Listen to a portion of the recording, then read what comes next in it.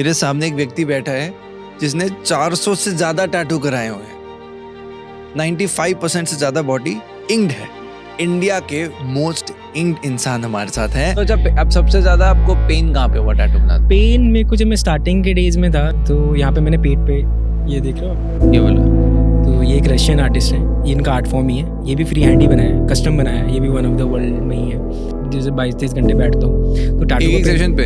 हाँ बैठा हूँ मैं 24 घंटे तक बैठा हूँ मैं। पूरा दिन ही बैठे रहे? पूरे दिन ही बैठा था। तो अभी तक सिद्धार्थ कितने पैसे खर्चे? बॉडी के लिए अलग अलग टैटू आर्टिस्ट से काउंट करें अगर मैं देखूंगा भी तो 30 लाख से ऊपर आराम से लग जाएंगे। ओल्ड ट्रेडिशन टैटूज करके भी चीज होती है, जो एनर्जी होती है वो भी ट्रांसफर हो जाती है। अगर आप क्रोकोडाइल बनाओगे आपके अंदर क्रोकोडाइल की एनर्जी आ जाएगी। फिर एक राम राम करके भी कम्युनिटी है जिन्होंने अपना पूरी बॉडी पे राम राम लिखवा रखा है पुराने तरीके से वॉकिंग करा के।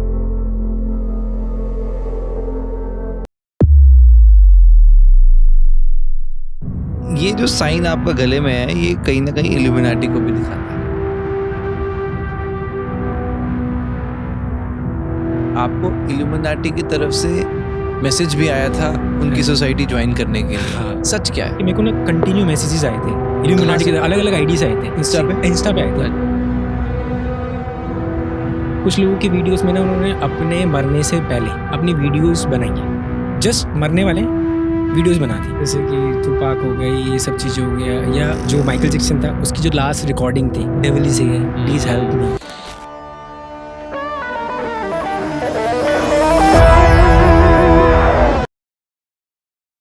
आज आप एक ऐसे शख्स से मिलने वाले हैं जिसको इल्यूमिनाटी की तरफ से मैसेजेस आते हैं। ये कोई आम इंसान नहीं बल्कि इंडिया के मोस्ट टैटूड पर्सन है। बॉडी पे 400 से ज्यादा टैटूज, 97% बॉडी टैटू से भरी हुई है। शरीर में नहीं बल्कि मुंह के अंदर भी टैटू है। हमारे साथ है सिद्धार्थ गोसाई। छोटी सी उम्र में इन्होंने टैटू क्यों बनाना शुरू किया, हर टैटू के पीछे क्या कहानी है, 30 लाख रुपए से ज्यादा इन्होंने टैटू पे क्यों इन्वेस्ट किया। सिद्धार्थ ने बताया कि विराट कोहली के जो टैटूज हैं उनके पीछे का सीक्रेट, कैसे वो भगवान से जुड़े हैं, किस तरह से एक जापानीज वॉरियर विराट कोहली की इनिंग्स में दिखता है। मेरा फेवरेट पार्ट था जब सिद्धार्थ ने अपने रिलेशनशिप के बारे में बताया। हर लड़का उस कहानी से रिलेट करेगा। सिद्धार्थ की कहानी आपके दिल को छू जाएगी। वीडियो को स्टार्ट करने से पहले मैं आपसे रिक्वेस्ट करना चाहूंगा, पिछले महीने 2 करोड़ से ज्यादा लोगों ने हमारी वीडियोस देखी, बहुत पसंद करी, पर 97% से ज्यादा लोग सब्सक्राइब नहीं करते। हम जान लगा देंगे आपके लिए अच्छा कंटेंट लाने के लिए। आपके लिए तो सब्सक्राइब करना फ्री है, पर इससे हमारी बहुत हेल्प होती है। Enjoy the show. मुझे कम से कम 10 साल हो चुके हैं सोचते सोचते कि काश मैं एक टैटू करवा लूं। मेरे सामने एक व्यक्ति बैठा है जिसने 400 से ज्यादा टैटू कराए हुए हैं। 95% से ज्यादा बॉडी इंक्ड है। इंडिया के मोस्ट इंक्ड इंसान हमारे साथ हैं mister Siddharth. Welcome to the show भाई। नमस्ते। नमस्ते। आपकी स्माइल इतनी तगड़ी है, आपका ऑरा इतना पॉजिटिव कैसे है? ये कह सकते हो कि लाइफ के लेसन्स, एक्सेप्टेंस और जो चीज़ चल रही है वो गो विद द फ्लो जाना, और मॉम डैड बोल सकते हो एज अ टीचर। अच्छा सिद्धार्थ, ये पहला शो है जिसमें मैंने कपड़े डाले और कि दूसरे बंदे ने नहीं डाले। ये आप कह सकते हो कि ये मेरी सालों की मेहनत है, तो ये एक तरीके की क्लोथ्स ही है। राइट नहीं, और अगर मैं जेन्युइनली फील करूँ ना तो मुझे ऐसा ही लग रहा है कि किसी ने टी शर्ट डाली हुई है ऊपर से। इतने सुंदर सुंदर डिजाइन हैं, तो क्यों ना इसी से ही शुरू करें। हाँ श्योर। आप बताओ जरा थोड़ा थोड़ा कि ये जो आपकी बॉडी में टैटूज हैं, पहले थोड़ा सा आप अपने आप को इंट्रोड्यूस करो खुद। मेरा नाम सिद्धार्थ है और मैं उत्तराखंड से बिलोंग करता हूँ, और माई एज इज़ 29, और मैं एक टैटू मॉडल हूँ। सो मुझे टैटू कराते हुए 9 ईयर्स हो चुके हैं, और मेरी बॉडी ऑलमोस्ट 97 फील हो चुकी है। आपने 95 बोली तो मैं 97 फील हो चुकी है। और मुझे एक बेस्ट प्लेयर बनना था अपनी फील्ड का। स्टार्टिंग में कुछ नहीं पता था, तो अब धीरे धीरे टैटूज करा रहा हूँ तो और ज़्यादा अच्छा लग रहा है, जैसे कि आप देख ही रहे हो। तो ये चीज़ है। ऑलराइट, तो हम थोड़ा थोड़ा टैटूज को समझना शुरू करते हैं। हाँ जी। Going with the left, Okay. मैं एक माँ का बहुत बढ़िया स्वरूप देख सकता हूँ, तो थोड़ा सा अगर आप ट्विस्ट हो जाएंगे तो कैमरे में भी आ जाएगा। ये गॉडेस काली का फॉर्म है। तो ये जो है स्पिरिचुअलिटी की तरफ नहीं है, ये आर्ट वर्क की तरफ है।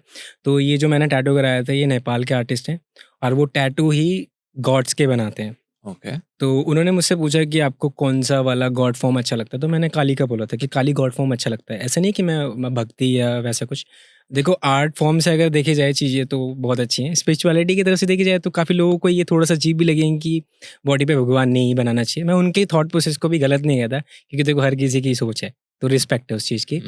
तो ये जो है फॉर्म, ये ट्रेडिशनल आर्ट है। अगर आप इसके अंदर देखोगे तो ये आर्ट इनके हैंड है, बट ये भी एक ट्रेडिशनल आर्टिस्ट ने ही बनाया है, बट वो नेपाल के आर्टिस्ट नहीं थे। ओके। और ये नीचे जो है ये कर्मा का सिंबल है, ये one of the best symbol है। थोड़ा सा कैमरा का एंगल उस तरफ है थोड़ा सा, हाँ। तो it's a Karma symbol. Okay. और ये टैटू कवर अप है, यहाँ नीचे थोड़ा सा मैसअप था, अच्छा। स्कल वगैरह बने हुए थे, जैसे बचपन की गलती होती है, और ये कवर किया था उन्होंने। तो ये पूरी आर्म ट्रेडिशनल है। और ऊपर अच्छा। गणेशा देखोगे आप दोनों कहाँ पर तरफ, है, दिखा नहीं। ये साइड, ये ऊपर अगर आप देखोगे ना, यहाँ पे गणेश के वो बने हुए हैं।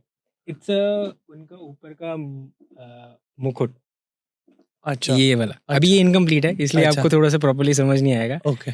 और अगर मैं इस आम की बात करूं तो ये आम मिक्स आम है, मतलब यहाँ पे अलग अलग तरीके से आर्टवर्क है। अच्छा। जैसे ये गोकू बना हुआ है, यहाँ पे ड्रैगन बॉल मुझे जी। थोड़ा धीरे धीरे प्रोसेस होगा। पहले गोकू दिखाओ ऐसे। ये हर किसी ने देखा होगा। हाँ, अच्छा, ये बाल इस तरह से हैं। हाँ, हाँ, गोकू तो ये हर कोई जानता है।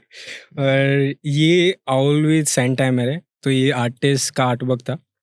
तो मुझे आउल्स बहुत पसंद है, टीप नहीं बट एज अ बर्ड मुझे बहुत पसंद है। और ये सैंड टाइमर को डिफाइन कर रहे हैं कि एक पेड़ टूट रहा था, दिन दूसरा आ रहा है, रीबर्थ हो रही है, रीबर्थ है। देन उसके बाद ये आई है, आई लाइक ऐसे ही कॉन्सेप्ट था कि नीचे कर सकते हो आप। हाँ, हाँ। ये आई वाला कॉन्सेप्ट यहाँ पे स्लीव के हिसाब से था। कुछ चीज़ें ऐसी हैं कि ऑन द स्पॉट हमने डिसाइड करी है। कुछ चीज़ें ऐसी हैं कि जैसे कि मुझे वेनम बहुत पसंद है, वेनम। स्पाइडरमैन एक अलग हो गया, वेनम बहुत पसंद है। वेनम का आप ये बोल सकते हो कि आज भी ऐसे कुछ विलन्स हैं जो कि बेस्ट है। अब ऐसे नहीं कि मुझे विलन बनना है जैसे कि मैंने अपने पैर पे जोकर भी कराया, तो वो भी आपको मैं भेज दूंगा, आप देख लेना। तो वो भी कैरेक्टर बैटमैन से ज़्यादा फेमस है, सिर्फ अपनी एक्टिंग को लेके। ये कैरेक्टर्स मैंने सिर्फ एक्टिंग के लिए कराया हुआ है। और ये वाला देखोगे आप, मिस्टर थोड़ा सा बी, ये वाला वेनम वाला दोबारा दिखाना। हाँ। ये वेनम है। और ये वाला जो है ये फेस गर्ल का है, then with the devil art. ये क्रॉस देखो उल्टा वाला ल्यूसीफर है क्या? नहीं, बहुत लोग बोलते हैं, हाँ, बट ये आर्ट है। हाँ, हाँ। मैं ऐसी कोई चीज फॉलो नहीं करता, मैं हाँ, इसको spiritual थोड़ा हूँ। सा दिखाओगे कैमरे में, आप सोचोगे ये आपका फ्रंट कैमरा है। हाँ, ये उल्टा क्रॉस है, उल्टा क्रॉस है और ये लड़की है। ये गर्ल का फेस है। अच्छा, ठीक है। ठीक है। और ऐसा नहीं है कि मैं कुछ वैसी चीज़ों को फॉलो करता हूँ, मेनली ये सिर्फ आर्ट वर्क है। ऐसा कुछ नहीं है कि मैंने डेविल चीज़ें बनाई है, मैं सिर्फ उन कैरेक्टर की रिस्पेक्ट करता हूँ। फॉर एग्जाम्पल मुझे कैट्स पसंद है, तो कैट्स भी, ये कैट का स्कल है, इट्स अ कस्टम डिज़ाइन। ये कैट का स्कल है, ठीक है। ये अलग था, ये डार्क सिंबल मैंने अलग करवाया, प्लस इसके हॉर्न्स मैंने अलग करवाए कस्टम में। फिर इसके बाद ये वाला पार्ट अगर आप देखोगे ना, ये किसी और आर्टिस्ट ने उस एम्प्टी पार्ट को ट्राइब से फिल किया हुआ है। और ये है फिलगिरी, जो चर्च में होते हैं ना, आप देखो ये फिलगिरी है। ब्यूटीफुल। तो यही है। और फ्रंट वाला पार्ट में अगर आप देखोगे तो ये मेरा सबसे फेवरेट टैटू है। मतलब फेवरेट टैटू ऐसा नहीं है कि सारे मेरे सारे फेवरेट टैटूज हैं, बट ये वाला मेरा बहुत कनेक्टेड है क्योंकि इसके पीछे भी बहुत स्ट्रॉन्ग स्टोरी है। बताओ ना। तो हुआ क्या था कि जब जाते हैं, आपको पता ही होगा, जैसे हमारे फैमिली में कोई भी बुजुर्ग है या कोई भी चीज़ जब लास्ट टाइम आता है तो हमें प्यार आता है, क्योंकि हमें लगता है कि यार अब हमें करना चाहिए। ये उस टाइम की फीलिंग होती है बहुत ज़्यादा। तो मेरी दादी को पथरी की, या उनको पीत की थैली में पथरी थी, तो एज ज़्यादा थी, तो ऑपरेशन नहीं कर सकते। तो कब की बात है?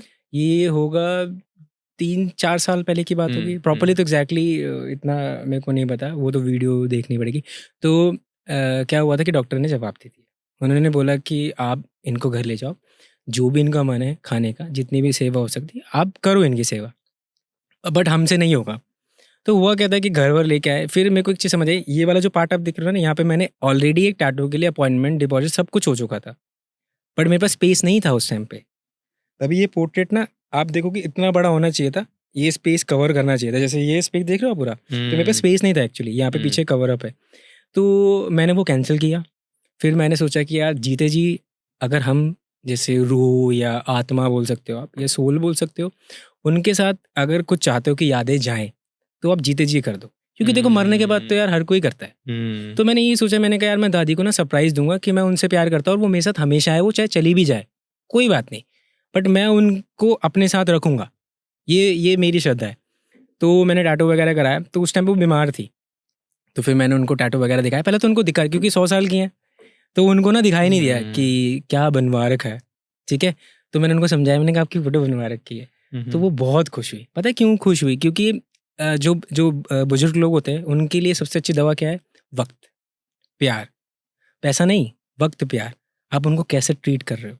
जैसे फॉर सपोज मैं अपनी दादी को, एक जो आज के टाइम में एक टैगलाइन डली हुई है कि ये बूढ़ी है, इनको मत परेशान करो, मेरे लिए वो मेरा बच्चा जैसा है, क्योंकि सर्कल वैसे ही आगे बच्चों वाला, वैसी सोना, वैसी नाराज होना बच्चे वाला, तो मैं उनको बच्चे की ही तरह ट्रीट करता हूँ। तो जब मैंने उनको कराया, तो ये आप ये बोल सकते हो कि कनेक्शन बहुत स्ट्रांग हो गया। उनके पास जीने का जो जरिया था वो और है कि मैं और जीऊंगी अपनी नाती के लिए। क्या पता भगवान ने आपके टैटू को एक प्रेयर की तरह स्वीकार किया। हाँ, ये अब देखो, टैटूज का मतलब यही है कि देखो, मेमोरी, यादें, या आप किसी से प्यार करते हो फॉर सपोज, आप परमानेंट जब तक आपकी लाइफ है तब तक आप उनको करा रहे हो, उसके लिए उनके लिए अपने शरीर पे करा रहे हो। आप देखो ना, शरीर पे हमारा कोई भी स्क्रैच लग जाता है, कितना बुरा लगता है जब हम उसको देखते हैं। तो ये भी वही चीज है कि यार आप एक प्यार एक्सप्रेस कर रहे हो। बट काफी लोगों के लिए ये भी है कि शरीर खराब करने वाला, बट कोई नहीं, उनकी भी रिस्पेक्ट है, उनको भी गलत नहीं बोल सकते, क्योंकि वो उनको जब पसंद ही नहीं है, अपना अपना नजरिया, अपना अपना नजरिया। बट आज तो हम आपके अंदर और जाने वाले हैं। हाँ। तो अब और बाकी टैटूज, जैसे आपके यहाँ पे भी कुछ बड़ा इंटरेस्टिंग सा दिख रहा है। हानिया मास्क है। हानिया मास्क बेसिकली जापानीज एक आर्ट है, जिसमें एंग्री वुमेन ऑफ फेस बोलते हैं। इसमें अच्छा माना, जैसे हमारे उसमें देखा होगा घर के बाहर वो मास्क टांगते, तो ये गुड चीज़ों के लिए यूज़ होता है मास्क, हानिया मास्क। और ये पजल है, ये देखोगे आप। ये पजल का कॉन्सेप्ट क्या आया था कि मेरा बैकग्राउंड बहुत बच रहा था और मेरे को बुक्स वगैरह में अप्लाई करना था। तो होता क्या है ना कि आप एक चीज़ को अप्लाई कर रहे हो, अपने आप को खड़े हो, और अगर आप उस चीज़ के लिए कैपेबल नहीं हो तो वो व्यर्थ है, मतलब नहीं है सक्सेसफुल। कि आप कोई भी चीज़ 2-3 स्लीव करा ली, फिर आप जाके किसी बुक में, या आप अपने आप को क्लेम कर रहे हो कि भाई मैं बेस्ट हूँ। नहीं, मैंने बहुत वेट किया, 4-5 साल मैंने वेट किया, उसके बाद मैंने चीज़ अप्लाई करी धीरे धीरे करके। तो उस टाइम के बाद ना, कुछ टाइम बाद कहते हैं ना कि जैसे फॉर सपोज मेरे पास एक अवार्ड है, अब अवार्ड होते हैं पुराने, आई अचीवमेंट खत्म हो गई, मैं उसके होल लाइफ सर्वाइव नहीं कर सकता। तो मैंने बैकग्राउंड के लिए थोड़ा सा सोचा कि मैं थोड़ा बैकग्राउंड कराता हूँ। दिमाग में था चेस, पजल सॉरी मेरे मुंह से निकल गया, पजल। तो पजल के लिए था, तो मैंने सोचा कि बैकग्राउंड में क्यों ना पजल कराई जाए। कलर भी ठीक है, फेयर है, थोड़ा सा एडवांटेज है, तो मैंने पजल के लिए डिसाइड किया। तो वो पजल आप देखोगे। फिर इसमें कुछ मारियो के कैरेक्टर्स हैं, और ये मेड्यूसा है। मेड्यूसा कैरेक्टर मुझे बहुत इसलिए पसंद है क्योंकि उसकी मूवी देखी थी मैंने, टाइटन्स, तो उसमें मुझे बहुत अच्छा कैरेक्टर लगा। इसका भी यही था कि इसको श्राप मिला था, ये बहुत सुंदर थी, तो इसके लिए इसको श्राप मिला सुंदरता के लिए। तो किसी को भी देखेगी तो वो पत्थर का बन जाएगा। ये ग्रीक वगैरह ये बहुत क्या था, बताओ ना थोड़ा सा और बताओ। जो थी ये देवी थी। अच्छा। तो ये इतनी सुंदर थी कि होता है ना कि घमंड और ये चीज़ें। फिर उसके बाद इनको श्राप मिला कि अब तू जिसको भी देखेगी वो पत्थर का बन जाएगा। तो बस उसके बाद इनके हेड पे स्नेक्स और वैसी चीज़ें, बट उसके बाद भी ये सुंदर थी, बट इनको कोई देख नहीं सकता था। तो वो चीज़ थी। फिर यहाँ पे अगर देखोगे तो ये माजिन बू है, कैरेक्टर पिंक बू, ये भी ड्रैगन बॉल से। और यहाँ पे कुछ स्पाइडर वेब है, और यहाँ पे कुछ कूल टैटूज है। कूल है बेसिकली, कूल आर्टिस्ट के डिज़ाइन है। उनसे पूछा मैंने कि आपको क्या करना पसंद है, तो उन्होंने कुछ आइडियाज दिए मेरे को, तो मैंने वो करा लिया। एक ये आपका मिस्टर बीन भी दिख रहा है। मिस्टर बीन, अभी मैं बोर हो रहा हूँ देख के हंस लूं। मिस्टर बीन ने बहुत ज्यादा लाइफ का लेसन दिया है कि बिना बोले हुए आप बहुत कुछ कर सकते हो। आपके पास ये बहुत ज्यादा तगड़ी पावर है। जरूरी नहीं कि आप अपने आप को एक्सप्रेस करो, बस आप अपने अंदर अपने आप में खुश रहो, लोगों को खुश करो, किसी का बुरा मत करो। मेरे लिए तो यही मीनिंग है। सो डीप है। अच्छा, अभी हम थोड़ा फेस पे जाते हैं। फेस में यहाँ पे हल्का हल्का ग्रीनिश फील हो रहा है ऊपर। मैं बता रहा हूँ, इस फेस टैटूज के ऊपर से जुड़ा है मेरा रिलेशन।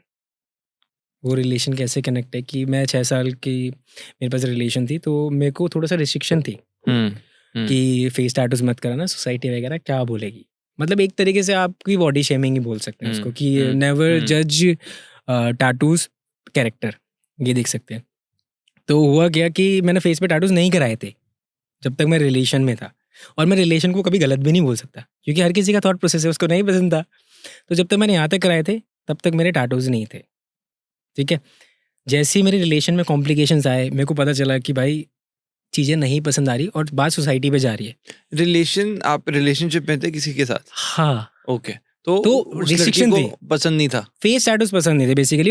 उसके लिए ये था कि अगर आप टैटूज कराओगे तो हमारी सोसाइटी क्या बोलेगी, मेरे पापा को पसंद नहीं है, फेस तो मैं रुक गया था। फेस पे हाँ, बाकी बाकी जगह मैंने कराया था, पूरी बाकी body जगह पे। भी रिस्ट्रिक्शन थी हाँ, कि यहाँ तक मत कराना, बट मैंने थोड़ी रिस्ट्रिक्शन थोड़ी ब्रेक कर दी थी। और ये रिस्ट्रिक्शन लड़की के हिसाब से थी? लड़की के हिसाब से थी, आपके हिसाब से कुछ मेरे नहीं हिसाब था? से तो कुछ भी नहीं था, तो मेरा अब तो मन उसके ही था। चक्कर में आपने आगे भी नहीं कराया था? आगे आप मैंने avoid- कराए थे, उसके चक्कर में कॉम्प्लिकेशंस आए, फिर अच्छा, हल्का सा फेस पे मैंने कराया, फिर और कॉम्प्लिकेशंस आए, ठीक है, फिर चीज़ें डिले होने लग गई, ठीक है, तब जाके जब एंड हो गया चीज़ों का, ठीक है, तब जाके मैंने इन 3 वीक्स मैंने फेस टैटूज करा लिए। तो ये तो फेस टैटूज के पीछे स्टोरी थी। अब ये जो आप ब्लू ब्लू कह रहे हो, तो आपने मतलब ऐसा बोला कि या तो रिलेशनशिप या तो टैटू? नहीं ऐसा नहीं था, अच्छा, इनडायरेक्टली आपको मजबूर करा जाता है रिश्ते में कि आप क्विट कर दो, ये था। मतलब देखो, आज के टाइम में किसी को ब्लेम लेना पसंद नहीं है, तो होता क्या है कि जब आपकी चीज़ें पता चल जाती हैं तो आपको इतना मजबूर कर दिया जाता है कि आप हाइपर हो, क्योंकि जब इंसान कुछ कर नहीं पाएगा तो गुस्से के अलावा कुछ नहीं कर सकता, या हक दिखाने के अलावा कुछ नहीं कर सकता, ठीक है। तो फिर मुझे समझ आया कि मैं रिस्ट्रिक्ट था, और उसके बाद से मैंने फेस टैटू कराया था। तो फेस के ऊपर ये था। और अगर आप ये जो मैं ब्लू विंग के बारे में पूछ रहे हो, ये थंडर टैटू है, थंडर है दिखाना बेसिकली। कहाँ पे ब्लू इंक है? सॉरी, मैं फेस के लिए कंफ्यूज हो जाता हूँ, क्योंकि मिरर होता तो मुझे पता चल जाता है इस तरफ उस तरफ है। तो ये थंडर यही है ना? तो ये थंडर वाला टैटू है, और ये नरूटो का है ऊपर क्लाउड। तो ये टैटू जो है, ये बाहर के जितने भी आप कॉन्सेप्ट देख रहे हो ना, ये सारे डार्क है, और सारे एनाटॉमी के हिसाब से मैंने टैटूज कराया हुआ है। जैसे कि अगर मैं टंग भी करा रहा तो टंग भी या इस साइड होगी, वो भी जॉ लाइन के हिसाब से जा रही है, और ये वाली भी जॉ लाइन के हिसाब से, ये वाली बिल्कुल सर्कुलर है, कोई ओवर नहीं है। तो ये वाला ब्लू प्लस वाइट हल्का सा और प्लस पिंक का मिक्सचर है, और ये थंडर इंक है। और मैंने अपने फेस पे इंडियन फ्लैग का भी वो कराया हुआ कलर, इंडियन फ्लैग का कलर। अरे वाह, दिखाओ कहाँ पे? यहाँ पर होगा मेरे ख्याल से, इनमें फ्लैग्स के कलर्स है, यहाँ पे मेरे ख्याल से होगा या यहाँ पे होगा, आई डोंट नो। दिखाओ, इस तरफ उस तरफ दिखाओ। यहाँ पे अगर आप जो मोटे से को लेयर देखोगे ना, मोटा सा, तो उसमें 3 कलर्स है। मेरे को लगता है चश्मा डाल के आना चाहिए था। मतलब वो थोड़ा सा डीप है। हाँ। मैं इंडिया को रिप्रेजेंट कर रहा हूँ, तो मेरा Very मन था nice, कि उनके very कलर्स जो हैं फ्लैग ईयर्स पे क्या है? ये ईयर्स पे जो है, ये एब्स्ट्रैक्ट आर्ट है। ये आपने देखा होगा पोक करके बनाया है। पहले तो कांटे से बनाते थे, बट अब आर्टिस्ट के बाद थोड़ा सा एडवांस हो गया, निडल्स आती है। उन्होंने एक स्टिक लगाई, निडल में लगाई, देन उसके बाद पोक पोक करा, क्योंकि मशीन यहाँ जा नहीं सकती। तो वो इस तरीके से ही फ्लो के हिसाब से, कान के फ्लो के हिसाब से करा, दोनों जो फ्लो होते हैं ना, दोनों कान के फ्लो, कुछ भी नहीं, बट ये तो। और नोज पे? नोज पे ओरिएंटल आर्ट है, दोनों सिमेट्रिकली हैं, ओरिएंटल आर्ट बोलते हैं इसको। तो विद सबसे थिनेस्ट नीडल से किया हुआ। हमारे उसमें जो सबसे थिनेस्ट नीडल होती है, सबसे पतली वाली जो पहली होती है 1, उससे करा हुआ है, जो लोग नहीं करते। पर आप तो वही करते जो लोग नहीं करते। एक्चुअली होता है क्या है कि आपको अगर मार्गदर्शन बनना है, जैसे क्या बोलेंगे, या आपको कोई चीजें क्लियर Leader करनी है, बनना तो है। कुछ भी आपको खुद पे करना पड़ेगा वो, तभी तो आप उस चीज को, फीलिंग को समझ पाओगे। अब मैं लोगों को बोल रहा हूँ कि स्लीव टैटूज कराना है, तो पहले मेरी स्लीव अच्छी होनी चाहिए, तब मैं उसको बोलता हुआ भी अच्छा लगूँ। Right right. तो वही तो चीज अब थोड़ा सा बैक को समझा दो, फिर आप बैक में रोटेट करके दिखाना। What is your back? How does your back look like? Bag look like is like, मेरा सपना था कोलैबोरेशन का। कोलैबोरेशन होती है कि 3-4 लोग, 4 लोग, 5 लोग मिलके सेम ट्रेडिशनल के मिलके, या अलग भी करते हैं लोग। तो मेरा सपना था कि किसी से भी टैटू कराऊंगा तो 4-5 लोग होंगे, क्योंकि एक बार ही मौका मिलना होता है। तो बैक पे मेरी गॉडेस काली बनी हुई है विद द रूद्र फॉर्म, और एंशिएंट आर्ट उनसे थोड़ी सी कनेक्ट है, जो हमारी पुरानी बुक्स में, उसमें जो गॉड्स को फॉर्म दिखाया गया है वो है। प्लस स्कल्स है जो कि उनके गले में होते हैं, तो वो थोड़ा सा बम्स तक है मेरे, क्योंकि मेरा बॉडी सूट का, बॉडी बैक पीस का मतलब है ऊपर से लेके नीचे, और वो Okay. मैं इंस्टाग्राम पे ही शो करता हूँ। तो बम्स जिसको देखना है वो इंस्टा पे जाए, यहाँ बम्स नहीं दिखाएंगे। हाँ। Alright, तो वो alright. कनेक्ट करती है पूरा, वो पूरा हाँ, नीचे तक। Okay okay, alright. सो एक बार देखें क्या, एक बार इसको आप इसको हाँ पीछे कर दो और आप बैक करो। ऑलराइट, हमने देख लिया। आप वापस मतलब इस तरफ आ जाओ वापस। हाँ यस, तो जो बहुत कस- पहली बात, ब्यूटीफुल टैटू, बहुत you. सुंदर था। Thank you. हाँ, अब आप कुछ कह रहे जो कस्टम टैटूज होते हैं, जो 3-4 लोग मिलके बनाते हैं, वो फ्री हैंड बनाते हैं, जो उनके रिसेंट में सिचुएशन चल रही है माइंड में, या जो बनाना चाहते हैं, तो वो कहीं से कॉपी नहीं करते। उन्होंने काफ़ी हिंदूज की बुक पढ़ी हुई होती है, कौन से फॉर्म होते हैं, और इनका टैटूज का भी मतलब यही होता है, कुछ ना कुछ कनेक्ट करता है कि ये आर्ट फॉर्म है, बट वो उन तक ही सीमित होता है, क्योंकि श्रद्धा से तो वही बना रहा है, जैसे एक मूर्तिकार होता है, तो उसको पता है डीपली जो मूर्ति ले जा रहा है। शायद से देखो, जैसे फॉर सपोज एक छोटा सा एग्जांपल है, जो मूर्ति ले जा रहा है उसको नहीं पता कि उसके क्या संविधान है या कैसे उसके ध्यान रखना है, पर मूर्तिकार को पता होता है। तो सेम वही है, आर्टिस्ट को पता है कि आर्टिस्ट अपनी श्रद्धा से बना रहा है, वो और जो क्या कैरी कर रहा है बना वो एटलीस्ट उसको एज अ आर्ट लेके चल रहा है, जैसे करेक्ट। वो चीज़ है। तो आपने ऊपर तो भगवान बनाया है, पैरों में आपने नन बना ली। जो नन देखो, ऐसा नहीं है कि वो जो मैंने जो बनाया जो कैरेक्टर्स, वो कैरेक्टर है जो मुझे पसंद है। ऐसा नहीं कि देखो अब एक मूवी में एक चोर भी आपसे कनेक्ट कर सकता है, एक हीरो भी कनेक्ट कर सकता है। देखो हर किसी के पीछे एक स्टोरी, बैक स्टोरी होती है। तो जोकर की मुझे बहुत अच्छी एक्टिंग लगी थी, नन की मुझे बहुत अच्छी एक्टिंग लगी थी। और मैं पर्सनली बोल रहा हूँ कि मैं किसी भी गॉथिक चीज़ों को, वैसे जो डार्क चीज़ें होती है, मैं उनको नहीं फॉलो करता। मैं बिलीव करता हूँ गॉड्स में, ठीक है। और अभी मैंने सेवा दान में सब कुछ करना सीखा, क्योंकि लाइफ से मेरे को चीज़ें सीखने को मिली है। धीरे धीरे तो इंसान टैटू से बढ़ता है। जज ना हो तो बेटर है। देखो फॉर सपोज किसी को स्कल पसंद है, अब आप उसको ये नहीं बोल सकते कि भाई तू हड्डियाँ क्यों पसंद है तुझे, या शिव जी शमशान में है तो अब क्या उनको आप गलत बोल दोगे? नहीं बोल सकते, क्योंकि देखो एक आर्ट फॉर्म है। आर्ट फॉर्म है। मतलब मैं किसी चीज़ को नहीं गलत बोल सकता, ना मेरे पे वो राइट है करेक्ट। कि ये क्यों करा लिया, वो क्यों करा लिया। हम्म। देखो हर किसी की एक अलग श्रद्धा है चीज़ों को देखने की। कोई कम टाइम में किसी चीज़ को मानता है, कोई ज़्यादा टाइम में किसी चीज़ को मानता है। करेक्ट। तो मैं तो ये बोलता हूँ, लोग जज करते हैं टैटू से कि तू सैटर्न को मानता होगा, ये मानता होगा, वो मानता होगा। नहीं, ऐसा होता है वैसे, प्लैनेट्स वगैरह भी बनाते हैं लोग। देखो मेरे को लगता यहाँ है पे लोग कहते हैं, आप कह रहे थे कुछ जुपिटर की तरह साइन नहीं है। वो सैटर्न का है। यहाँ पे सैटर्न Saturn सैटर्न मतलब नॉट द प्लैनेट, वो डार्क वाला जो लूसीफर काइंड ऑफ वो। तो वो इल्यूमिनाटी, मैं हाँ, आऊंगा इल्यूमिनाटी पे, छोड़ूंगा नहीं। हाँ। तो मेन क्या है कि देखो किसी आर्ट फॉर्म को लेना और किसी चीज में डीप में जाना वो नहीं है। मैं सिर्फ एक आर्ट फॉर्म देख रहा हूँ और मैं उसको एक बॉडी के आर्ट वर्क की तरह देख रहा हूँ। राइट। तो अभी तक सिद्धार्थ कितने पैसे खर्चे? देखो वैसे तो बहुत मुश्किल है, क्योंकि 9 साल हो चुके कराते कराते, बहुत मुश्किल होता है काउंट करना। बट अगर एक बॉडी के लिए अलग अलग टैटू आर्टिस्ट से काउंट करे, अगर मैं देखूंगा अभी, तो 30 लाख से ऊपर आराम से लग जाएंगे। अब वो लगेंगे कैसे? क्योंकि हर आर्टिस्ट अलग अलग चार्ज करता है। कोई सेशन के हिसाब से चार्ज करता है। एक स्लीव कम से कम नहीं तो 2.5-3 लाख की बन जाती है। बैक पीस लगा लो 4 से 5 या 6 लाख का भी चला जाता है, बैक पीस। तो उसके हिसाब से तो देखो पैसा ठीक है, बट इन्वेस्टमेंट आप सही जगह कर रहे हो वो भी मैटर करता है ना। मिली सेकंड प्योरिटी एक्चुअली। तो काफी लोगों को लगता है, काफी लोगों के कमेंट भी आते हैं, भाई तू घर ले लेता। अब घर तो नहीं जाता मेरे साथ। देखो एक रैंडम सोच करना गलत नहीं है। अब फॉर सपोज उसके पास 30 लाख रुपए बंदे के पास होता तो वही मुझे बोलता कि भाई आपको घर लेना चाहिए था। बट भाई मैं टिल एंड पैशन को फॉलो करूँ या वो रैंडम चीजें करूँ जो लोग कर रहे हैं। अब किसी को गाड़ी का शौक होता है, उसके बाद सारी बाइक्स पड़ी हुई हैं 3-3, 4-4 लाख की, 10-10 लाख की। उससे कोई बोले भाई यार तुझे तो ये करना चाहिए था, वो करना चाहिए। बट पता है प्योरिटीज, खुशी, हम इंसान जो आए हैं, देखो जो इंसान जो आए हैं इस धरती पे उसको हक है हर चीज करने का। आप समझ रहे हो? हर चीज करने का उसको हक है। बट हाँ, एक चीज करने का नहीं है, किसी का दिल दुखाने का या किसी को हर्ट करने का नहीं है। वो खुद ही आता है, मन खराब कर ले कुछ भी, वो चीज़ नहीं होनी चाहिए। अब जैसे कोई बंदा बाइक ले रहा है या कोई कार ले रहा है या घर लेने का बहुत शौक है उसको, कुछ भी, बट वो किसी का बुरा तो नहीं कर रहा। हाँ, अब वो किसी का कमा के कहीं कर रहा है बुरा, तो वो गलत है। करेक्ट। अब जैसे मैं टैटूज करा रहा हूँ, मैं किसी से कुछ नहीं बोलता, ना किसी से मांगता हूँ। जो भी इन्वेस्टमेंट मुझे करनी है, पेन मुझे बेयर करना है, ठीक है, सब चीज़ मुझे ही करनी है। तो वैल्यूज मेरे लिए हैं और मैं किसी के ऊपर थोप नहीं सकता कि डूड आपको भी चलने चाहिए। और ना मेरे ऊपर इतना राइट है कि आप मुझे गलत कैसे बोल रहे हो। राइट, तो अपना नहीं है, नहीं है भी नहीं मेरे पास। राइट। तो एक्सेप्टेंस सही है। तो वही है। तो अच्छा, अब सबसे ज्यादा आपको पेन कहाँ पे हुआ टैटू बनाते? पेन मेरे को जब मैं स्टार्टिंग के डेज में था, तो यहाँ पे मैंने पेट पे, ये देख रहे हो आप, ये वाला, तो ये एक रशियन आर्टिस्ट है, इनका आर्ट फॉर्म ही है। ये भी फ्री हैंड ही बनाया है, कस्टम बनाया है, ये भी वन ऑफ द वर्ल्ड में ही है। तो हुआ क्या था कि आपका कम्युनिकेशन इतना नहीं होता। अब एकदम से फॉरनर से मैं कितनी बात करूँगा, मैं बात नहीं कर सकता था। अब जैसे मैं पेट पे टैटू करा रहा हूँ, ऐसे भी नहीं कर सकता मैं। ओके। सांस रोक के रखनी पड़ती थी ऐसे थोड़ी देर तक, जब तक कुछ चलाते। तो थोड़ा ध्यान रखना पड़ता है, क्योंकि हिलेगी तो निडल चुभेगी। तो थोड़ा सा उस टाइम पे ध्यान देना पड़ता है कि आर्टिस्ट डिस्टर्ब ना हो। मैंने जब भी टैटूज कराया ना, मैंने हमेशा ध्यान रखा है, क्योंकि मैं भी एक आर्टिस्ट हूँ ना।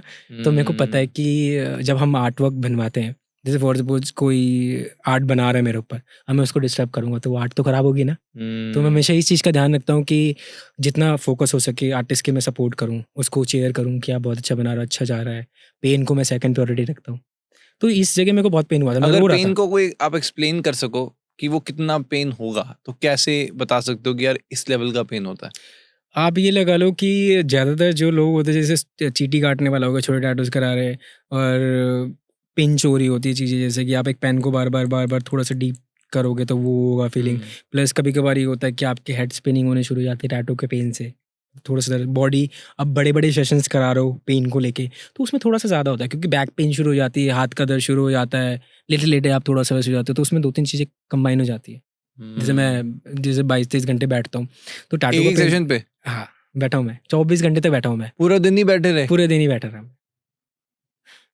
तो उसमें क्या होता है कि आपके 10 या 12 घंटे बाद आपके बैक में पेन शुरू होने शुरू हो जाता है, बॉडी थोड़ी सी स्टक हो जाती है, प्लस आप थोड़े से टायर्ड हो जाते हो, बॉडी प्लाज्मा निकल रहा होता है ना, जैसे बॉडी फ्लूइड होता है जैसे लगता है, तो उसके वजह से भी थोड़ा सा बॉडी वीकनेस थोड़ी सी फील होती है, पर ठीक है, सेकंड प्योरिटी है, ठीक है। अच्छा है। अच्छा, मैं मेरी नज़र जो गई थी जिसके बारे में आपने बोला कि भाई लोग पूछ रहते हैं डार्क चीज़ें, ये जो साइन आपका गले में है ये कहीं ना कहीं इल्यूमिनाटी को भी दिखाता है, और ये भी हमने सुना कि आपको इल्यूमिनाटी की तरफ से मैसेज भी आया था उनकी हाँ। सोसाइटी ज्वाइन करने के लिए। हाँ, सच क्या है? देखो एक्चुअली क्या है ना कि मेरे को ना कंटिन्यू मैसेजेस आए थे इल्यूमिनाटी के, से? अलग अलग आईडीज आए थे, इंस्टा पे? इंस्टा पे आए थे, और अच्छा। बहुत टाइम से आ रहे थे। तो क्या लिखा था मैसेजेस में? उसमें वही लिखा था कि आप हमारी कम्युनिटी ज्वाइन कर सकते हो, ठीक है, हम आपको सपोर्ट करेंगे, आपके जितने भी डिज़ायर्स हैं और जितनी भी आपकी चीज़ें हम उसमें आपको फुलफिल करेंगे। अब देखो उसका रूल का जो भी चीज़ें है वो मैं डीप जाता तब जाके मेरे को पता चलता, मुझे इतना ही पता है, ठीक है। अब क्या होता है कि हम लोगों को जो चीज़ें दिखाई जाती है, बताई जाती है इल्यूमिनाटी के बारे में, वो मैं शेयर करूंगा, बट मुझे पूरी नॉलेज नहीं है क्योंकि मैंने आज तक कभी भी डीपली इस चीज़ के बारे में सर्च करा ही नहीं है, क्योंकि इंटरेस्ट ही नहीं है। जब इंटरेस्ट ही नहीं होगा, क्योंकि मैंने ज़िंदगी में सोचा कि मैं शॉर्ट फॉर्म कभी नहीं लूँगा, शॉर्टकट नहीं लूँगा, सॉरी, जो भी है मेहनत करूँगा, थोड़ा टाइम लगेगा, बट स्ट्रॉन्ग बेस बनाऊंगा। तो आपने इल्यूमिनाटी के बारे में क्या समझा? मैंने इल्यूमिनाटी के बारे में ये सुना है कि देखो मैं सॉन्ग्स वगैरह सुनता हूँ, तो कुछ लोगों की वीडियोस में ना उन्होंने अपने मरने से पहले अपनी वीडियोस बनाई हैं, जस्ट मरने वाले वीडियोस बना दी, जैसे जैसे कि कुछ रैपर्स हैं, जैसे कि टुपाक हो गया, ये सब चीज़ें हो गया, या कुछ चीज़ें मैंने वीडियोस में ये भी देखी हैं कि जो माइकल जैक्सन था उसकी जो लास्ट रिकॉर्डिंग थी, devil is here please help me, वो है, काफ़ी लोग मना करते हैं बट उसके वीडियोस हैं अभी भी यूट्यूब पे, आप जाके देख सकते हो। और कुछ और भी रैपर्स हैं, मुझे उनका नाम नहीं पता, बट उन लोगों ने वीडियोस बनाई है अपनी कॉफिन में लड़ते हुए डेविल से। और एक और सिंगर है जो बिली आइलिश, देखोगे ना आप तो उनकी एक लूसीफर की पूरी एल्बम है, स्टेप बाय स्टेप जितने भी वो सॉन्ग्स बना रही हैं वो लूसीफर के ऊपर बना रही हैं। अगर आप देखना उनका कॉन्सेप्ट पूरा, तो उनका सारा लूसीफर के ही ऊपर है। तो ये चीज़ें मैंने देखी हैं। और देखो चलो लूसीफर को छोड़ देते, आपने टोना टोट का जादू तो देखा ही होगा, वो उसका अपडेट वर्जन है, मॉडर्न अब वर्जन कह सकते हो। किसी को कंट्रोल करना है, किसी की जल्दी विश करनी है, तो आज भी वो चीज़ें होती हैं। देखो अच्छा है तो बुरा भी है, वो बैलेंस कर रहा है उस चीज़ को। तो वो चीज़, वो जो पंजाबी सिंगर है सिद्धू मूसेवाला, वो भी तो उनका भी तो कोई उनके जाने से पहले गाना आया था। मैंने उनके बारे में देखो मैं उनके गाने सुनता हूँ, मैं बहुत रिस्पेक्ट करता हूँ एज अ आर्टिस्ट, बहुत सही है, पर उनके बारे में डीपली मेरे को इतना नहीं पता। पर उससे पहले, उनके जाने से पहले गाना आया था जिसमें उन्होंने कहा था लास्ट राइड। हाँ, लास्ट राइड। आप जो गाने सुनोगे कि एक उनका शॉट बताते हैं, हाँ उनका ही शॉट बताते हैं कि मैंने सुना है कहीं से कि जो उनका शॉट था कि वो चिता थी, चिता, हाँ उसमें वो जाने वाले थे, मतलब वो एक्ट करने वाले थे। हाँ, तो उनकी जो मदर थी, हाँ, उनकी मदर ने उनको बोला कि भाई कर रहे हो, और उनके जो गार्ड से जो मैंने सुना है वो बोल रहे थे कि पाजी ये क्या कर रहे हो, ऐसा नहीं करना चाहिए। फिर तो उसके बाद देख लो उनका जनाजा, मतलब उस गाने का मेरे को प्रॉपर्ली तो डीप पंजाबी नहीं आती, पर उनके गाने के भी बोल वैसे थे, जनाजा उठूगा, तो यही है। बट कनेक्टेड है, कुछ तो कनेक्टेड है। नहीं मैं इस चीज जाने से पहले मतलब एक इंट्यूशन होती है इंसान के अंदर, आपको इस तरह से फीलिंग है? आप ये बोल सकते हो कि उनको पता चल जाता है, क्योंकि आप सोचो ना कि मैं उनके बारे में तो नहीं बोल रहा, बट जो मैंने जो फॉरेनर्स देखे हुए हैं तो उनके लिए तो मैंने एक ही चीज़ देखी है कि लाइक उन्होंने जो वीडियोस बनाई और उनके बाद जो उनकी न्यूज़ आई है वो वैसी आई है, किसी ने गन शूट कर दिया, किसी ने मार दिया, कुछ कर दिया, पर उनको पता चल गया था। तो फिर उसके बाद आपने उन इल्यूमिनाटी के मैसेजेस का क्या किया? कुछ नहीं करा, क्योंकि मेरे को इंटरेस्ट ही नहीं था ना। डिज़ायर फुलफिल हो जाती है। डिज़ायर देखो मैं बता रहा हूँ कि जो मेरे मॉम डैड है, मेरे गुरु हैं, तो उन्होंने ये चीज़ें कही है कि नो शॉर्टकट, मेहनत।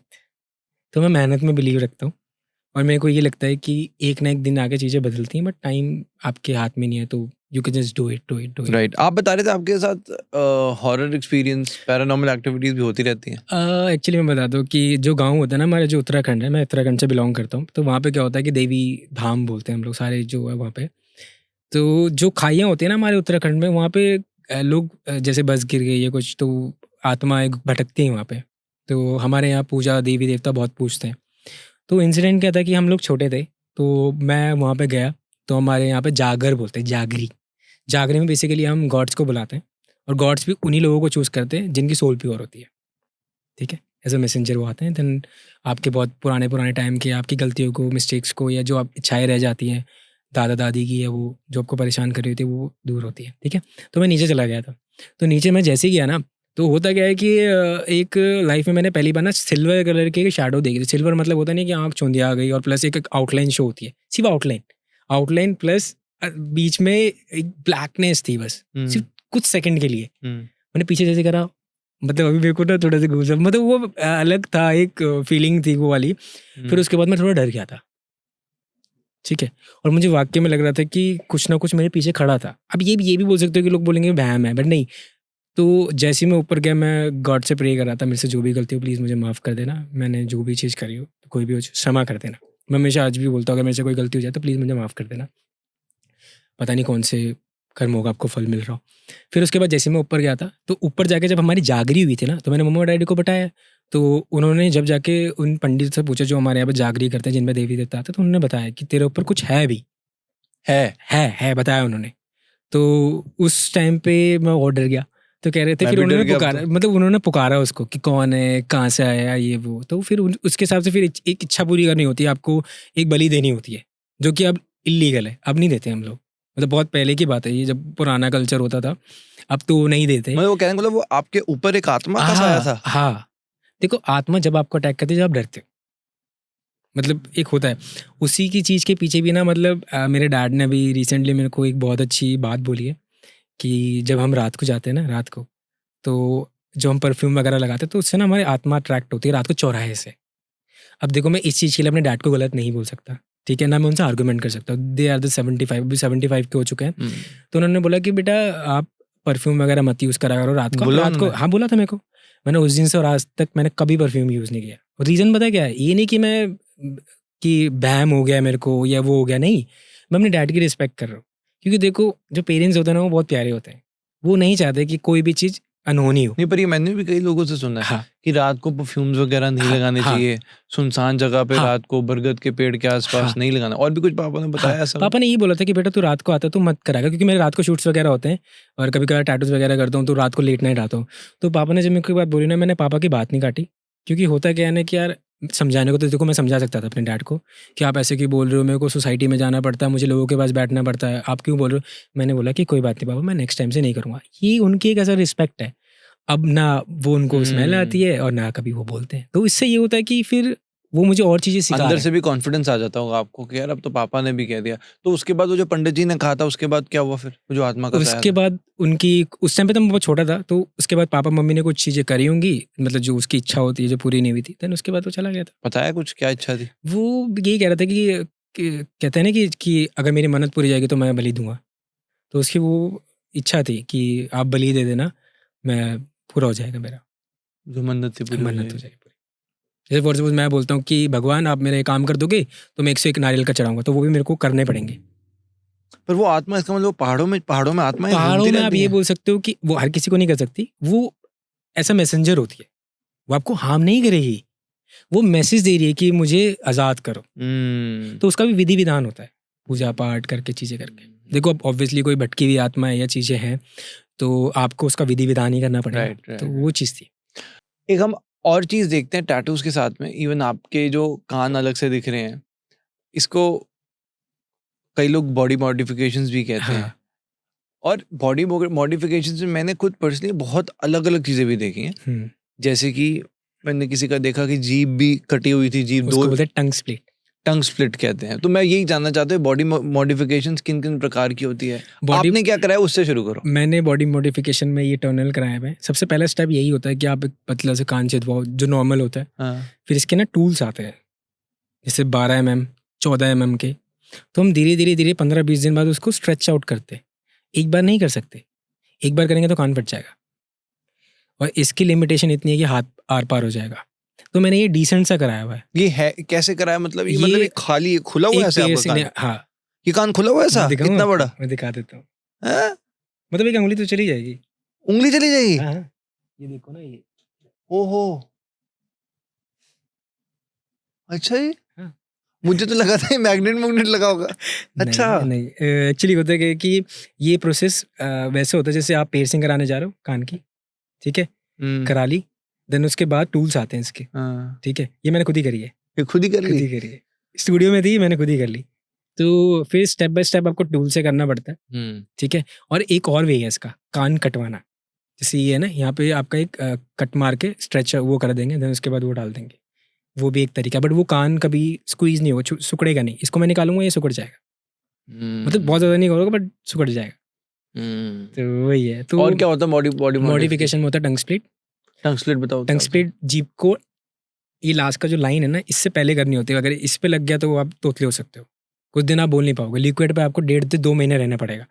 आप कोई मसाले वाली चीज़ नहीं खा सकते, बस लिक्विड खा सकते हो, खाना भी नहीं खा सकते। ये आफ्टर केयर होती है उसकी, उसमें 2 भाग में हो जाती है और आप उसको डबल कंट्रोल कर सकते हो जीभ को। तो ये हो गया तो ये हो गया। और उसके बाद आता है सिलिकॉन्स। वो क्या होता है सिलिकॉन्स देखोगे आपने, जो लड़कियां वो इम्प्लांट करती हैं, मतलब अपनी बॉडी को और ब्यूटीफुल बनाने के लिए, तो ऐसे सिलिकॉन्स आते हैं। सिलिकॉन्स आते हैं जैसे कि यहाँ पे स्टार बनवाना हो तो उसको सिलिकॉन हम इम्प्लांट करेंगे, यहाँ से कट मारेंगे, देन उसके बाद स्टार का इतना बड़ा होगा वो स्किन के अंदर कर जाता है। और फिर आता है स्कारिफिकेशन। स्कारिफिकेशन होता है जैसे कि स्कार होता है, तो हम क्या करते हैं, ऊपर की लेयर को काट देते हैं तो वो स्कार बन जाता है, और उसको कैसे भी शेप दे सकते हैं। और नोज वगैरह में कुछ ऐसा नोज वगैरह में आप ये बोल सकते हो कि नोज में हम भी ये करा सकते हैं, ये इतने बड़े हो सकते हैं। अच्छा यहाँ पे भी हम पियर्सिंग करा सकते हैं। तो वो चीज़ें हैं। अच्छा मैंने इंडिया में अलग अलग तरीके की ट्राइब्स भी देखी हैं। कई लोग जो जीभ में कुछ रखते हैं, यहाँ पे मैंने देखा हाँ, वो एक्चुअली वुडन होता है। वो बताओ ना क्या क्या चीज वो एक्चुअली क्या है कि वो एक ट्राइब है जो वुडन का यहाँ पे धीरे धीरे करके बढ़ाते हैं। यहाँ पे गोल सा होता है वुडन का, और उनका यहाँ तक होता है। तो उसमें क्या माना जाता है कि देखो हर चीज़ ईजी नहीं है। अब जैसे मेरा ये वाला कान वाला है एग्जाम्पल, तो ये एक बहुत नॉर्मल लेवल है। अगर कोई बंदा इसको इतना बड़ा कैरी कर रहा है अपनी लाइफ में, तो कितना मुश्किल होगा सोचो। उसकी तो रिस्पेक्ट डबल होगी ना। तो वो कम्युनिटी में जितना बड़ा मुंह का ये होगा, शेप होगा, या जितनी बड़ी वुडन होगी, उसमें उतनी ही उसकी वैल्यू होगी। फिर एक राम राम करके भी कम्युनिटी है जिन्होंने अपना पूरी बॉडी पे राम राम लिखवा रखा है पुराने तरीके से, पोकिंग करा के। कैसे पोकिंग पोकिंग क्या होती है? पोक करके, पोक वो पोक करते हैं ना हाथ से, निडल से नहीं, हाथ से। तो उसमें परफेक्शन नहीं होती। तो वो बस एज अ कल्चर को लेके करते हैं काफी लोग। आज भी देखे, मैं बहुत सारी वीडियोस भी देखी है, पूरे मुंह पे भी राम राम। राम राम राम राम। तो उनका अंदर जैसे अभी टैटू आर्टिस्ट हैं जो उन्होंने राम राम राम लिखवाया हुआ है, आपको क्या लगता है वो भगवान राम से कितना जुड़े होंगे? मैं बता रहा हूँ, जिससे हमारे जो बॉडी होती है ना, वो एज अ क्लोथ्स होती है, हम उसको कैसे भी डेकोरेट कर सकते हैं, ठीक है। हम कैसे भी उसको दान कर सकते हैं। जो अंदर की सोल है ना, वो सबसे ज्यादा मैटर करती है। आप देखो ना आपकी वो अंदर कितनी उनकी सोल प्योर है कि उन्होंने अपना फेस तक सेक्रीफाइस कर दिया लोगों के लिए। पता है आज के टाइम में भारी खूबसूरती बहुत मैटर करती है, देखा ही होगा आपने, बट उनके लिए वो खूबसूरती है। समझ रहे हो? तो मेरे को ये लगता है कि ठीक है, अगर उन्होंने करा भी है तो उनकी कितनी बड़ी रिस्पेक्ट है कि उन्होंने ये जीवन राम राम करके नाम में दे दिया कि किसी के भी आगे वो जाएंगे राम राम निकलेगा। मैं नहीं हूँ, राम है। कितनी सुंदर चीज है। मुझे तो क्योंकि राम के नाम में ही सब कुछ है। क्योंकि राम जी जो है ना, देखा जाए तो वो है नहीं, तब उनका नाम ही सब कुछ है। तो अब राम जी नहीं है भी और है भी, दोनों चीजें। नाम बोल सकते हो, राम से बड़ा उनका नाम है। अब मैं ये बोलना चाहता हूँ, बोलने का राम, राम जी से बड़ा उनका नाम है भी, क्योंकि वो एक तरीके से जोत है, एक तरीके से प्रताप है। हाँ, तो चढ़े सो उतरे पार। तो वही है। एक बड़ी अच्छी लाइन है, बने तो रघुबर से, बिगड़े तो भरपूर। अगर कुछ जीवन में बनना होगा तो वही राम जी से बनेगी, अगर कुछ बिगड़ना भी हो तो भरपूर बिगड़े, क्योंकि वो मेरे भगवान राम चाहते हैं। अच्छा सिद्धार्थ, एक और कम्युनिटी के बारे में आप बता रहे थे, गर्दन पतली हो जाती है, वो क्या है? वो एक्चुअली होते हैं बैंगल्स होती हैं। ओके, बैंगल्स जैसे अभी मैंने इतनी बैंगल्स डाल दी, ठीक है, अब मेरी ये वाली स्किन हल्की सी ऊपर हो जाएगी, यहाँ तक। एक बैंगल डाली, 2 बैंगल डाली, 3 बैंगल डाली, और वो बैंगल करते करते ना छोटी छोटी बैंगल्स होती रहेंगी, क्योंकि ज्यादा मोटी बैंगल्स हो नहीं सकती ना। अच्छा। तो उससे हमारी जो नेक है वो बहुत लंबी हो जाएगी। जैसे मेरे अभी 3 इंच की नेक है, तो उनकी 6 से 7 इंच की नेक होगी। तो वो भी है कल्चर। तो उनमें उनको ना खूबसूरत माना जाता है, क्योंकि वो सेक्रीफाइस कर रहे हैं, वो अपनी आत्मा को ज्यादा दिखा रहे हैं, ना कि अपने शरीर को। तो वही।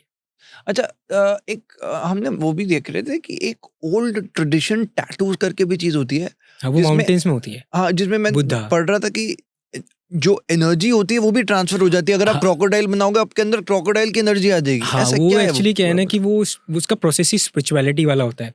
जैसे फॉर सपोज मेरा बैड हो रहा है, मेरी नेगेटिव हो रहा है, तो मैं वो टैटूज नहीं करा सकता, तो वो लोग चूज करते हैं आपको।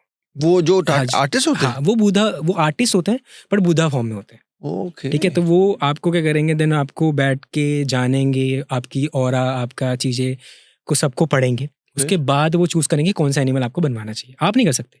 जब चीजें चूज करी जा सकती है तो आप कैसे चूज कर सकते हो? जैसे फॉर एग्जाम्पल मैं हूँ, मैं अपने ऑरा को कैसे समझ पाऊंगा? कोई महान व्यक्ति ही मेरे ऑरा को समझ पाएगा। तो वो क्या करते हैं, वो पोक करके बनाते हैं। पोक करके पता लास्ट में वो गोल्ड की एक परत भी लगाते हैं पूरे टैटू में। गोल्ड की परत, पूरी गोल्ड की, प्योर गोल्ड की परत लगाएंगे। और वो आपका जो ब्लेसिंग होती है, देन उसके बाद उनके पास एक टूल होता है, तो गुरुद्वारे में देखा होगा आपने, वैसे एक टूल होता है उनके पास, तो उससे वो ब्लेसिंग देते हैं। प्लस आपके पास एक एनर्जी करते हैं। देखो ना, आज भी ऐसे से लोग हैं जिनके पास इतनी पावर है कि वो हर एनर्जी को समझ के समेट के आपको दे सकते हैं। तो वो चीज़ होती है वो टैटू। उनमें परफेक्शन नहीं होती, उसमें मीनिंग होते हैं। और वो आपका जिस तरीके से ऑरा है, वो उस हिसाब से आपका टैटू बनाएंगे, बट वो चूज करेंगे आपको। आपने देखा है वैसे ऐसे? मैंने ऑनेस्टली मैं अभी माउंटेन्स वगैरह इतनी जगह तो नहीं किया, बट हाँ, मे बी इन फ्यूचर मेरा बहुत ज़्यादा जाने का मन है। मैं उनके साथ बैठ के या देखना चाहूँगा। तो इसका ऐसा होगा कि मतलब आपको लगता है कि जैसे अगर मैंने शेर बना दिया तो उसके अंदर शेर की एनर्जी आ जाएगी? शेर की एनर्जी भी, ये नहीं कि आप वैसे मांसाहारी हो जाओगे। शेर के भी काफ़ी सारे फैक्टर्स हैं, as a leader, power. Energy आ जाएगी। हाँ, अब जानवर का बनाने का मतलब ये नहीं कि जानवर वाली हरकतें आने लग जाएंगी आपको। वो एनर्जी ट्रांसफर होगी जिसके वजह से उनका नाम है, उनका रुतबा है। अब वो भी तो अपने कर्म ही कर रहे हैं। जैसे शेर अगर शिकार कर रहा है तो वो उसके कर्म है, मगरमच्छ कर रहा है तो वो कर्म है, अब हिरन वैसी चीजें खा रहा था उसके वो कर्म है। तो वो सब उनके कर्म है, वो करेंगे ही करेंगे। बिच्छू अगर आपको डंक मारा, अगर हाथ करोगे तो वो कर्म है उसका, आप उसको गलत नहीं बोल सकते कि भाई तुम मुझे डंक क्यों मारा। वो उसका स्वभाव है, तो आप उसको मना नहीं कर सकते। बट हाँ, बिच्छू की काफी सारी क्वालिटीज भी हैं, तो वही है। अगर आपको कोई जानवर बनाना हो तो आपने बनाया मैं, नहीं, जानवर मैं चूज नहीं करूंगा। नहीं, वैसे आपसे पूछ रहा हूँ मैं, आपने वैसे बनाया हुआ अभी बॉडी? मेरी बॉडी पे तो नहीं है वैसे, एनिमल्स तो नहीं होगा। बनाना चाहोगे इन फ्यूचर? स्पेस नहीं है। एनिमल्स ये में है बस तो बर्ड, सही, एनिमल्स में थोड़ा मेरा बता। बर्ड बना हुआ है। बर्ड्स अच्छा। मैंने पैर पे करा रखे, अच्छा। तो बर्ड्स बोल सकते हो आप एनिमल में। बाकी एक बेबी एलिफेंट भी बना रखा है। अरे क्यूट, कहाँ है? तो पैर पे है वो तो। अच्छा अच्छा।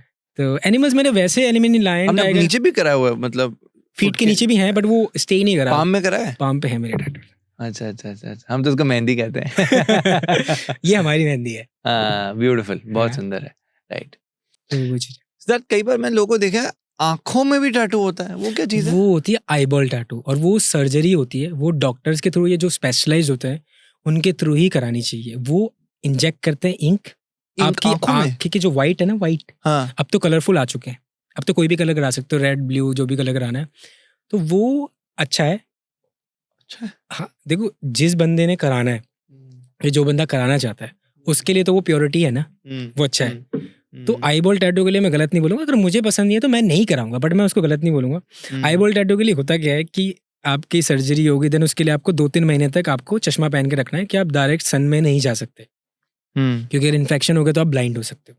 ठीक है, ये उसके प्रोज एंड कॉज होते हैं। हाँ, हो सकते हैं। काफी लोग, एक लड़की हुई थी, उसने ब्लू कराई थी तो उसकी हो गया था, ब्लाइंड हो गई थी वो। बट देखो ना, अब कितने लोग कितनी चीजें अटेम्प्ट करते हैं, सारे सक्सेसफुल तो नहीं होते ना। हर चीज और में। ऐसा कोई हुआ है वर्स्ट एक्सपीरियंस टैटू में आपके माइंड में? हाँ। क्या बताओ? टैटू को इन्फेक्शन हुआ था मेरे पैर पे, उस इवेंट से पहले ही हुआ था, जो मैंने आपको बताया था ना कि जिसमें मेरा फर्स्ट बैक पीस का सेशन हुआ था। तो हुआ क्या था कि हमने कन्वेंशन में लेजेंड टैटू आर्टिस्ट आ रहे थे। टैटू इवेंट के बारे में मैं थोड़ा सा बताया था। टैटू इवेंट ऐसे होते हैं जो वर्ल्ड के लोग आते हैं यहाँ पे, कुछ गेस्ट बन के आते हैं जो लेजेंड होते हैं, और कुछ लोग पार्टिसिपेट करने के लिए आते हैं ऑल ओवर वर्ल्ड से। ठीक है, तो हमने सोचा कि हम एक आर्टवर्क के लेजेंड को शो करेंगे, एक आर्टिस्ट का। तो मेरे को था कि मेरे को वो दिखाना है, नन बनी थी उस टाइम पे। तो हुआ क्या था कि उससे पहले मैंने एक टैटू करवाया था। ठीक है, वो था माउरी पीपल्स, जो मुंह पे फेस पे टैटूज कराते हैं, तो उनको माउरी पीपल्स बोलते हैं। तो उसका मैंने 24 घंटे का सेशन लिया था उस इवेंट से पहले। ठीक है, आने वाला था कि तो उस माउरी पीपल का जब मैंने कराया टैटू, तो एक होता नहीं कि जब आप एक परफेक्शन में पहुंच जाते हो तो आप अपने आप को ही बेस्ट मानने लग जाते हो, वो सबसे बड़ी मूर्खता होती है और नहीं होनी चाहिए। तो उस टैटू के बाद ना मैं 24 घंटे बैठा, वो मेरा सबसे लॉन्गेस्ट सेशन था। उस सेशन कराने के बाद इसमें थोड़ा सा ना हल्का सा ना इन्फेक्शन हो गया मेरे चलने की वजह से, क्योंकि हमें रेस्ट देना होता थोड़ा सा, मैं ट्रैवल कर रहा था थोड़ा सा। तो मैंने कहा चल यार क्या क्या होगा, थोड़ी सी तो दिक्कत है। तो वो चीज़ ना धीरे धीरे बढ़ गई, वो इन्फेक्शन इतने से इतना हो गया और उसमें भर गई पस भर गई, अंदर की चीज़ें दिखनी शुरू हो गई और इतना बुरा हाल हो गया था ना कि मतलब एक होता ना कि घिन आती चीज़ों को, जैसे हम किसी को कीड़े पड़े हुए वैसे देख लेते, तो वो चीज़ हॉरिबल सीन हो गया था मेरे साथ पे। तो उस टाइम पे मैं किसी को बता नहीं सकता था, ना मैंने अपने पेरेंट्स को बताया, ना आर्टिस्ट को मैंने बोला, ना किसी चीज़ को बोला, क्योंकि देखो सब जगह से आपको ब्लेम ही मिलता। तो हुआ क्या फिर कि मैं ना डॉक्टर के पास आ सकता था, डॉक्टर के पास भी जाता तो क्या बोलता हूँ, आप बताओ मुझे, डांटता ही मुझे कि तो अपनी स्किन खराब कर रहा है। फिर मैंने आर्टिस्ट से डिस्कशन किया कि ये क्या हुआ। फाइनली जब मुझे लगा ना कि ये ज़्यादा चीज़ है, तो वो भी थोड़ा टेंस में आ गए कि ये क्या हुआ, क्योंकि जो बंदा बना रहा है और उसके लिए भी तो वो आर्ट बहुत ज़्यादा इंपॉर्टेंट करती है कि 24 घंटे बैठा है आपके लिए, करा है उसने। तो उस टाइम पे जाके मेरे को एक आर्टिस्ट से और हेल्प लेनी पड़ी कि आप प्लीज़ मुझे लेके जाओ। तब तक मैं अपने घर वालों को नहीं बताया था और मैं कमरे में बैठ के रो रहा, चिल्ला रहा, दर्द हो रहा था, मैं कुछ नहीं कर पाया था। घर वालों को भी मैंने ज़्यादा नहीं दिखाया, क्योंकि वो भी बोलते कि बेटा तू क्यों अपनी शरीर खराब करा रहे हो। और जो उस टाइम पे वो हालत देखती तब तो मुझे गालियाँ पड़ती, और पड़ती, वो हर किसी को पड़ती, मेरी जगह कोई और भी होता तो उसके पड़ती। तब जाके डॉक्टर के पास मैं गया। अब डॉक्टर ने बोला कि भाई ये क्या कर रहे हो तुम, अपना शरीर वरीर क्यों खराब कर रहे हो, इतना खूबसूरत तुम्हें शरीर दिया है, ये वो 1.5-2 घंटे तक सेशन लिया मेरा गंदा वाला। फिर बोला कि तुम्हें टैटू वगैरह नहीं कराना है। पर उसके 10 दिन बाद मैंने टैटू करा लिया, बैक पीस। कि कन्वेंशन आ रहा था, काफ़ी लोग बाहर से आ रहे थे, तो सारे लोग आए थे। क्योंकि उस टाइम पे भी ना मेरे को एक चीज़ ने हेल्प करी थी कि जब इस जीवन में आए हैं, कोई मौका मिल रहा है, तो छोड़ के अफसोस क्यों करना, उसको पा लो, चाहे वो तो अच्छा होगा चाहे तो वो बुरा होगा। मैंने दोनों चीज़ों को एक्सेप्ट पर करके फिर उसको पा भी लिया। मुझे लगता है कि प्रिकॉशंस हम सभी व्यूअर्स को दें कि अगर कुछ इशू है उसको तो पूरी उसके लिए एक्शन रिकवरी। लेना चाहिए। मेरी तरह आप मूर्ख ना बने। मैं उस टाइम पे अपने आप को मूर्ख मानता हूँ कि मैंने उस टाइम पे गलतियाँ करी। और मैं यही बोलूँगा कि अगर आपको कुछ भी लगता है कि आपके स्किन में दर्द हो रहा है 3-4 दिन बाद, तो डॉक्टर से हेल्प लो, आर्टिस्ट से भी हेल्प लो, डॉक्टर से। आज के टाइम में कंसल्ट मुझसे करो। कंसल्ट करो। आज के टाइम ठीक में है। मुझसे कोई बोलता है कि भाई मेरे टैटू में इन्फेक्शन हो गया, बताओ क्या बने। मैंने भाई मैं कुछ नहीं बता सकता डूड, आप स्किन डॉक्टर के पास जाओ। मैं कैसे बता दूं कि आप ये मेडिसिन ले लो, मुझे नहीं पता ना कि आपकी स्किन कैसी है। अच्छा, कैसी टैटूज के साइड इफेक्ट्स क्या होते हैं? टैटू के साइड इफेक्ट्स ये होते हैं कि जैसे फॉर सपोज आपने टैटू एक गलत जगह से बनवा लिया, निडल एक्सपायरी हुई, इंक एक्सपायरी होगी, टैटू आर्टिस्ट ने चीज़ें केयर नहीं कर रखी अच्छी तरह की, है टैटू आर्टिस्ट को एक्सपीरियंस नहीं कि कितनी हाइजीन वगैरह भी नहीं हाइजीन है। का, और टैटू आर्टिस्ट को ये तक एक्सपीरियंस नहीं है कि कितने लेवल तक आपको टैटू बनाना है, तो उसमें इन्फेक्शन हो सकता है। दूसरी चीज़ें क्या होती है, अब आपके साइड से कैसे इन्फेक्शन होता है। जैसे फॉर सपोज आपने एक अच्छी जगह से टैटू बनवा लिया, अब उसमें आपको क्या करना था, कवर रखना पड़ता है, उसकी साफ सफाई रखनी पड़ती है, हाइजीन फॉलो करना पड़ता है। अब मैंने टैटू बनवा लिया और मैं उसमें गंदी चीज़ें लगा रहा हूँ, तो अब दुनिया के कहीं से भी जगह से टैटू बनवा लो तो प्रॉब्लम आनी ही है। तो मेन फैक्टर ये होता है कि आप किस तरीके से हाइजीन लेवल मेंटेन कर। जैसे कि फॉर सपोज कोई बंदा फार्मासिस्ट है, वो सॉरी खेती बाड़ी करता है, या कोई वैसे काम करता है वुडन का, या जो उसमें काम ही वैसा है, तो उसको अगर वो टैटू कराता है तो उसको 2-3 दिन तक अवॉइड करना है वो काम, या उस जगह को कवर करना है। क्योंकि कोई भी चीज़ है वो स्किन के अंदर आपके जाएगी, क्योंकि वो पोज ओपन हो जाते हैं। तो स्किन के ऊपर रिएक्ट करना और स्किन के अंदर रिएक्ट करना टैटू के बाद, तो वो तो ऐसी जैसी आप चीजें बता रहे हैं, इससे होता क्या है, मतलब साइड इफेक्ट्स क्या हो सकते हैं? साइड इफेक्ट्स हो सकते हैं कि उसमें पस भर सकती है, ठीक है, स्कारिंग हो सकती है, क्रैक स्कारिंग मतलब वो टैटू उठ सकता है बहुत ज़्यादा बॉडी से, वो आपको कुछ टाइम तक आपको वो फील कराएगा कि जलन हो रही है, या आपको लग रहा है कि उसमें स्क्रैच फील करना है, मतलब आप जब भी उसको टच करोगे आपको फील होगा, दर्द होगा उसको, वो हो गया। प्लस पिंपल्स हो सकते हैं उस प्रोसेस में। कई लोग कहते हैं कैंसर भी हो जाता है। कैंसर जब होगा, जब कैंसर, देखो मैं तो ये कैंसर वाला रूमर है, कैंसर बिना टैटू वाले को नहीं होते हैं। अब आप एक अच्छी जगह से हाइजीन लेवल फुल मेंटेन कर रहे हो, कैसे कैंसर हो जाएगा बताओ। हाँ, नीडल फ्रेश यूज कर रहा होता है वैसे, नहीं होता। नीडल्स अगर नहीं खराब हो, आप कह रहे हो पुरानी वो नीडल, HIV बोल सकते हो। वो HIV जब होगा, जब HIV भी हो सकता है। HIV जब हो सकता है जब फॉर सपोज किसी को प्रॉब्लम है, हाँ, जब आपने नीडल यूज करी, वही सेम नीडल दूसरे पे यूज करी तो वो फैलेगा। है तो खून ही ना, वो खून वहां का वहां ट्रांसफर हो गया। अच्छा, HIV भी होता है, मुझे अभी नहीं पता रिसेंटली ये बता रहा हूँ कि जो रोड साइड पे लोग होते हैं वो यही तो करते हैं। एक की प्रॉब्लम्स को, जैसे फॉर सपोज मुझे ब्लड इन्फेक्शन है, दूसरे को सेम नीडल से करोगे तो उसको भी तो ब्लड इन्फेक्शन हो सकता है, उसको भी वो माइनर कोई केस हो सकता है ब्लड का, ये स्किन का हो सकता है जो साइड से उसको। तो ये चीज़ें हमेशा ध्यान रखनी है। जो स्किन वाला है ना, ये नहीं है, कैंसर वाला तो है ही नहीं, बट ये है कि अगर आप ध्यान नहीं रखोगे तो बिना टैटू वालों को भी हो जाती है। तो टैटू वाला से भी रूमर्स है। तो myth इससे है। इससे इससे बचने के लिए क्या कर सकते हैं? इससे बचने के लिए आप एक अच्छा टैटू आर्टिस्ट चूज करें।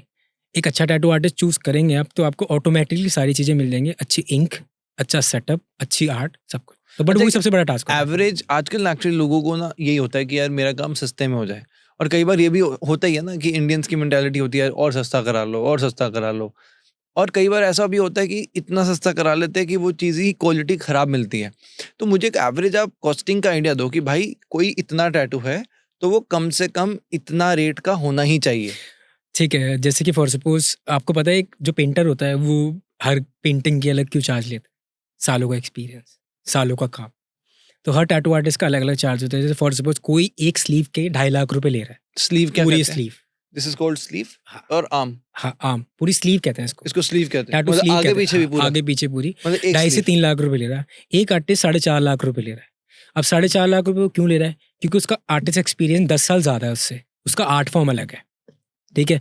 दूसरा क्या है कि अगर आप फॉर सपोज आप अगर पैसों में कॉम्प्रोमाइज़ करोगे तो आर्टिस्ट का आर्ट वर्क कॉम्प्रोमाइज़ होगा। तो बेसिकली होता क्या है कि ओवर चार्ज तो नहीं बोलेंगे, ये वन टाइम इन्वेस्टमेंट होती है।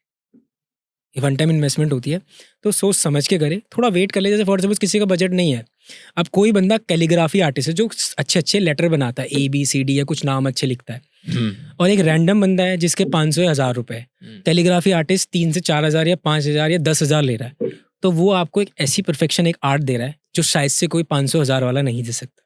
तो बेसिकली होता क्या है कि हर टैटू आर्टिस्ट एक अलग अलग चार्ज करता है। सबसे पहले क्या करना है, आपको आर्टिस्ट के पास जाना है, कंसल्ट करना है, जानना है कि क्या बनाता है, क्या नहीं करता, फिर उसके बाद उसके प्राइसिंग क्या है। बट अगर आप उसके बाद भी सस्ते में जाते हो तो सिर्फ आपको एक टैटू मिलेगा, अच्छा टैटू नहीं मिलेगा। टैटू और अच्छे टैटू में फ़र्क क्या होता है मैं बताता हूँ। 2 तरीके के आर्टवर्क्स होती हैं। जैसे एक होती है रोड साइड पे, वो भी टैटू ही है, एक अच्छे स्टूडियो में वो भी टैटू है। बट फ़र्क क्या होता है? Hygiene plus quality. तो एक अच्छा टैटू हमेशा अच्छा तो ही। कम से कम कितना एक्सपीरियंस होना चाहिए आपके हिसाब से, अगर कोई जैसे टैटू बनवा, जैसे कोई चाहता है कि यार मैं बेस्ट टैटू बनवाऊं और अच्छा टैटू बनवाऊं? देखो मेरे को लगता है कि मेन तो देखो ऐसा कोई लिमिटेशन नहीं है। वैसे कम से कम ऐसा कुछ किया, इतना नहीं तो नहीं देख के नहीं, चलो। एक्चुअली होता क्या है ना कि काफ़ी लोग 1 साल 1.5 साल में भी अच्छे टैटूज बनाना शुरू कर देते हैं, जो आर्ट बैकग्राउंड से होते हैं। कई लोगों को 10-10 साल भी लग जाते हैं। ठीक है, तो हम क्या करेंगे, सबसे पहले उनका आर्ट वर्क देखेंगे जो हमें चाहिए, प्लस उनका आफ्टर हील देखना। आफ्टर हील होता क्या है, जैसे टैटू हमने बना लिया वो टेम्प्रेरी है, 1.5-2 महीने बाद वो परमानेंट हो जाता है। वो कैसा दिखने में है वो भी जाके कर सकते हो। तो वो उसका सबसे मेन एक्सपीरियंस है, उसको नॉलेज कि उसका टैटू बन के कितना अच्छा है 2 महीने बाद, तो वो मेन एक्सपीरियंस होता है। अगर मैं एवरेज वैसे ही पूछना चाहूँ कि अगर जैसे आपने एक स्लीव का बताया, वैसे ही अगर मान लो जैसे नॉर्मली कई लोगों का होता है कि यार बस एक आधा बनाना है बॉडी में, अगर मान लो मुझे एक इतना सा टैटू बनवाना है फॉर एग्जांपल, तो इसका कितना प्राइस होता है? देखो मेनली क्या होता है ना कि सारे ना सेशन और इंच वाइज होते हैं। तो होता क्या है कि ऐसे बताना बहुत मुश्किल है। इसका इंच वाइज बता दो कुछ इंच आइडिया। वाइज कोई लोग 2,000 रुपये करते हैं, कोई पर 10,000 सेशन चार्ज पर करते इंच? हैं। हाँ, ओके। एक सेशन के 10,000 चार्ज करते हैं। अब उसमें आपका 1 घंटा आता है, 1 घंटे को 10,000 12,000 चार्ज करते हैं। अब 1 घंटे में आप कुछ भी करा सकते हो। तो होता क्या है कि वो सब एक्सपीरियंस पे है, बट जो आप अभी बता रहे हो ना ये बेसिक है। जैसे कि अब मुझे बताओ कि ये टैटू जो है ना, इसका कॉस्टिंग जो है वो आपको बैठ के पता चलेगा। क्योंकि देखो अभी आपका सबसे महंगा टैटू कौन सा है? बैक पीस मान के चलो, जो माँ काली का है। 5 से 6 लाख रुपए मान के चलो। अभी और इन्वेस्टमेंट है उसमें। 6 लाख लग चुके उस पे? क्योंकि 4 लोग या 5 लोग मिल के कंबाइन कर रहे हैं ना, तो ये नॉर्मल है। तो वही है तो वही है कि अच्छे आर्टवर्क के लिए you just have to research और नेवर कॉम्प्रोमाइज। और अगर मान लो आज जैसे मेरी बॉडी में कोई टैटू नहीं है, और अगर मान लो आज एज मुझे टैटू बनवाना है, तो सबसे पहले मुझे आप कैसे सजेस्ट करोगे? कि कई लोग होते हैं ना कि हमें टैटू बनवाना है लाइफ में कभी, तो पहला स्टेप क्या होना चाहिए किसी को कभी भी जब कोई टैटू बनाना चाहता है? देखो सबसे पहला स्टेप तो यही होता है, चॉइसेस। हर इंसान की चॉइस होती है। ऐसा कोई इंसान नहीं बना जिसको कोई पसंद या नापसंद हो। दोनों चीज़ जान लो। ठीक है, अगर बंदे के पास तब भी कुछ नहीं है ना, तो उसको होमवर्क दो। अब होमवर्क में होगा क्या कि आप उसको गाइड करो कि एक पिंटरेस्ट ऐप आती है, गूगल ऐप आती है, आपको जहाँ पे टैटू कराना है वहाँ सर्च करो। तब देखो कि आपको पसंद क्या है। जैसे फॉर सपोज लायन टैटू है, ठीक है, आपको लाइन कराना, लाइन कनेक्ट करता है आपको। तो लाइन टैटू में भी ना काफ़ी सारे डिज़ाइंस है, तो वो बंदा पहले सर्च करेगा कि मुझे इस तरीके की लाइंस चाहिए, लाइंस के नीचे उसकी फैमिली ऐड करना चाहता हूँ, ट्री ऐड करना चाहता हूँ, फिर जाके उसका प्रोसेस होगा जी। तो उसके बाद हम डिज़ाइन फॉर्म्स की बात करते हैं कि किस तरीके से बन सकती है। आपको स्केच तरीके से चाहिए, स्केच बनाने वाले फे में चाहिए, कलर में लाइन चाहिए, फिर वो आती है भारी। ओके। फिर सबसे लास्ट में आती है साइज़ की, कितना बड़ा कराना है, कौन सा कहाँ पे होना चाहिए। तो मेन वही है कि देखो होमवर्क तो आपको देखो करना ही पड़ेगा। अगर मैं आपसे पूछूं, कोई हर कोई चाहता है यूनिक कुछ टैटू बनाना, यूनिकनेस की डेफिनेशन क्या है आपके हिसाब से, बताओ। कुछ जो लोगों ने ना बनाया हो अभी तक। तो लोगों के हिसाब से क्या है वो बताओ। यूनिकनेस जो है ही नहीं, हर बंदे के हिसाब से अलग पर्सपेक्टिव है। पर्सनली आपके हिसाब से जो यूनिकनेस है वो सबसे ज़्यादा इंपॉर्टेंट है। टैटू जैसे आप बोल रहे हो कि ट्रेंडिंग टैटू दिखा दो, टैटू तो परमानेंट है ना जब तक आप हो, तो ट्रेंडिंग बनवा लोगे तो वो तो फिर बदलोगे आप बाद में, नहीं बदल सकते। तो इस चीज़ के लिए ही आपकी चॉइसेस जानी जाती है। और ऐसा नहीं है कि आप मुझसे बोलोगे कि मेरे को ये बनवाना है या वो बनवाना, मुझे ऐसी बनवा दो। और ना कभी आर्टिस्ट की सुननी चाहिए कि भाई तुम ये बना लो। आर्टिस्ट से ज़रूर आप ये चीज़ पूछ सकते हो कि भाई कितना बड़ा कराना चाहिए, कहाँ पे कराना चाहिए, क्या साइज़ होता है, उनको ये चीज़ है। बट कॉन्सेप्ट आपका होना चाहिए जो रिलेटेबल हो, जिससे आप बोर ना हो, तब वो चीज़ है। अगर मान लो कोई बोर हो जाता है, उसको कवर कैसे करते हैं? उसको तो आपने कोई कवर कराया आज तक? कवर तो मेरे काफ़ी सारे हो रखे हैं, बट कवर ऐसा नहीं है कि मुझे उनका रिग्रेट है। मैंने टाइम के हिसाब से अपने आप को मोल्ड किया, अपने आप को अच्छा तो किया। कवर कैसे कराया जाता है? कवर देखो, कवर अप के लिए देखो मेन चीज़, जैसे फॉर सपोज मैंने एक नाम कराया किसी का, आजकल लोग लड़कियों के नाम करा लेते हैं तो फिर वो कवर कराते हैं। तो बेसिकली उसमें होता क्या है, तो करवाया भी मत ना भाई, जब बाद में होने उस ही टाइम की ऐसा। फीलिंग बहुत स्ट्रांग होती है, मैं उनको भी गलत नहीं बोलता। उनकी फीलिंग्स बहुत स्ट्रांग होती है, प्यार मेरे करने का पता गा रहे हैं। मेरे स्कूल में था एक लड़का, अब तो नाम तो नहीं लेना चाहिए। अब उसने ना क्या किया था, 6th में, मुझे अभी भी याद है। और 6th में वो लोग रिलेशनशिप में आए, वो पूरे हमारी क्लास को पता था कि वो दोनों रिलेशनशिप में है और काफ़ी क्लोज थे वो, और इवन कॉलेज तक रहा। और वो जो मेरा दोस्त है यहीं पे रहता, पास में रहता, ठीक है, उसने ना अपनी फिंगर के ना यहाँ पे टैटू कराया। उसने ऐसे कराया ताकि घर पे भी नहीं पता चलेगा ना, ऐसे है ऐसा। और भाई साहब वो उनका रिलेशनशिप तो बहुत लंबा चला, but that girl went away, India से बाहर चली गई। और नियति में नहीं होगा। नहीं होगा। अब वो मिला, मैं कहा अब क्या है, कह रहा भाई हटा रहा हूँ मैं अब। तो बीच में तो ऑब्वियसली हर बंदे को लगता ही है यार कि हटाना पड़ रहा है, बट एनीवेज, तो हम रिमूवल की बात कर रहे हैं। काफ़ी लोग आज के टाइम पे ऐसे भी हैं जो अपनी गर्ल का पोर्ट्रेट बनवा के मिटवाते नहीं है, याद रखते हैं उसको हमेशा। हैं लोग ऐसे आज भी जो अपनी याद रखते हैं उसको। चलेगी तो कोई बात नहीं, पर मैंने तो अपना प्यार दिखाया। क्या बात है। सच्ची में मैं मिला हूँ ऐसे लोगों से। जब मैं उनसे पूछता हूँ कि आपने कभी कवर अप कराने के लिए नहीं सोचा, कह रहा नहीं यार, ये तो मेरी फीलिंग्स है ना, मेरे साथ रहनी चाहिए, ये तो मेरी यादें हैं। क्या बात है। तो वैसे भी लोग मिलेंगे, बाकी ऐसे भी हैं कि लोग जो कवर कर लेते हैं। बट पता है आपको, जो मन की याद होती है कभी नहीं जाती। मेरे को तो पता है उसके नीचे टैटू है। उसको कवर करने के लिए कुछ बनी है दुनिया में चीज, नहीं बनी। तो कवर अप के लिए देखो, अगर आपका 2 इंच का टैटू है तो कम से कम नहीं तो उस पर 10 या 12 इंच का या 5-6 इंच का टैटू तो बनेगा ही बनेगा। अगर आप लिमिटेशन दे रहे हो तो वो कवर नहीं होगा। तो कवर अप के लिए तो मेन देखो, जैसे आपने फॉर एग्जाम्पल किसी का नाम बनवा लिया, अब उसके ऊपर डार्क चीज बनेगी, चाहे वो लाइन का फेस हो सकता है। अब वो भी ऐसे नहीं है कि रैंडमली आप जो मर्जी बनवा सकते हो, उसमें भी चॉइसेस होती है। जैसे फॉर सपोज आपने मुझे बताया कि लाइन बनवाना है, तो लाइन में से आर्टिस्ट चूज करेगा कि भाई कौन सा लाइन इस पर अच्छा लगेगा। ये नहीं कि आप बताओगे कि कौन सा लाइन अच्छा लगेगा। उसमें से आर्टिस्ट आपको बहुत अच्छा गाइड कर सकता है कि इसमें लाइन ऐसे बनाओ कि उसका आधा फेस डार्क होना चाहिए, आधा लाइट होना चाहिए। तो वो कवर अप्स के। सो अब सिद्धार्थ हम थोड़ा सा आते हैं, आपने जैसे बताया था कि टैटू वाली लाइफ के बारे में, तो क्या कुछ और प्रिकॉशंस भी लेते हो जब हम इतना सारा टैटूज डालते हैं बॉडी में? हाँ, सबसे मेन प्रिकॉशन तो मैं लेता हूँ कि सनस्क्रीन, मॉइस्चराइजर और हेल्थी डाइट। हेल्थी डाइट क्या होती है कि आपको जंक फूड वगैरह अवॉइड करने होते हैं, एक्ने वगैरह, या आपकी स्किन अनहेल्दी हो जाती है अगर आप बहुत ज़्यादा जंक फूड वगैरह खा रहे हो। प्लस मैं हमेशा कवर रखता हूँ अपने आप को। धूप से आप जितना एक्सपोज करोगे आपकी स्किन डार्क होगी, और टैटू स्किन के नीचे है तो वो लाइट हो जाएगा भैया, विजिबिलिटी कम हो जाएगी उसकी। तो ये अच्छा, रिमूवल अगर किसी को टैटू हटवाना, रिमूवल के लिए आप डॉक्टर से रिकमेंड करो। काफ़ी टैटू आर्टिस्ट करते हैं रिमूवल, बट सक्सेसफुल नहीं है बिकॉज उनको स्किन की नॉलेज नहीं होती। प्लस जो स्किन की मेडिसिन है कि क्या क्या देनी होती है वो नहीं पता। तो अगर आप कहीं भी प्रॉपरली करा रहे हो फॉर सपोज, तो आप किसी बड़े स्टैंडर्ड से कराना, तो वो ज़्यादा सक्सेसफुल है। जैसे कि एक डेविल्स टैटूज है, ठीक है, तो डेविल्स टैटूज में भी लेज़र होता है, तो वहाँ से भी जा सकते हो क्योंकि उन लोगों को बहुत नॉलेज है, वो बहुत पुराने टाइम से है। तो वहाँ पे आप कंसल्ट कर सकते हो, वहाँ के उनके रिजल्ट देख सकते हो कि बैकवर्ड के, कि उनके आफ्टर हील के रिजल्ट कैसे, तो वो उन्होंने मेंशन करे हुए। तो मेरे हिसाब से तो अभी तक का तो मुझे बेस्ट वही लगा डेविल्स टैटूज की, वो लेज़र करते हैं, उनके रिजल्ट्स भी बहुत अच्छे हैं। रिमूव पूरा हो जाता है? रिमूवल वो आपको दिखा देंगे रिजल्ट, मेरे अच्छा। बोलने पे और वहाँ जाके दोनों में मतलब अंतर जैसे अगर आप आज आप चाहो पूरी बॉडी से रिमूव करना, हो है। नहीं सकता है? चाहता।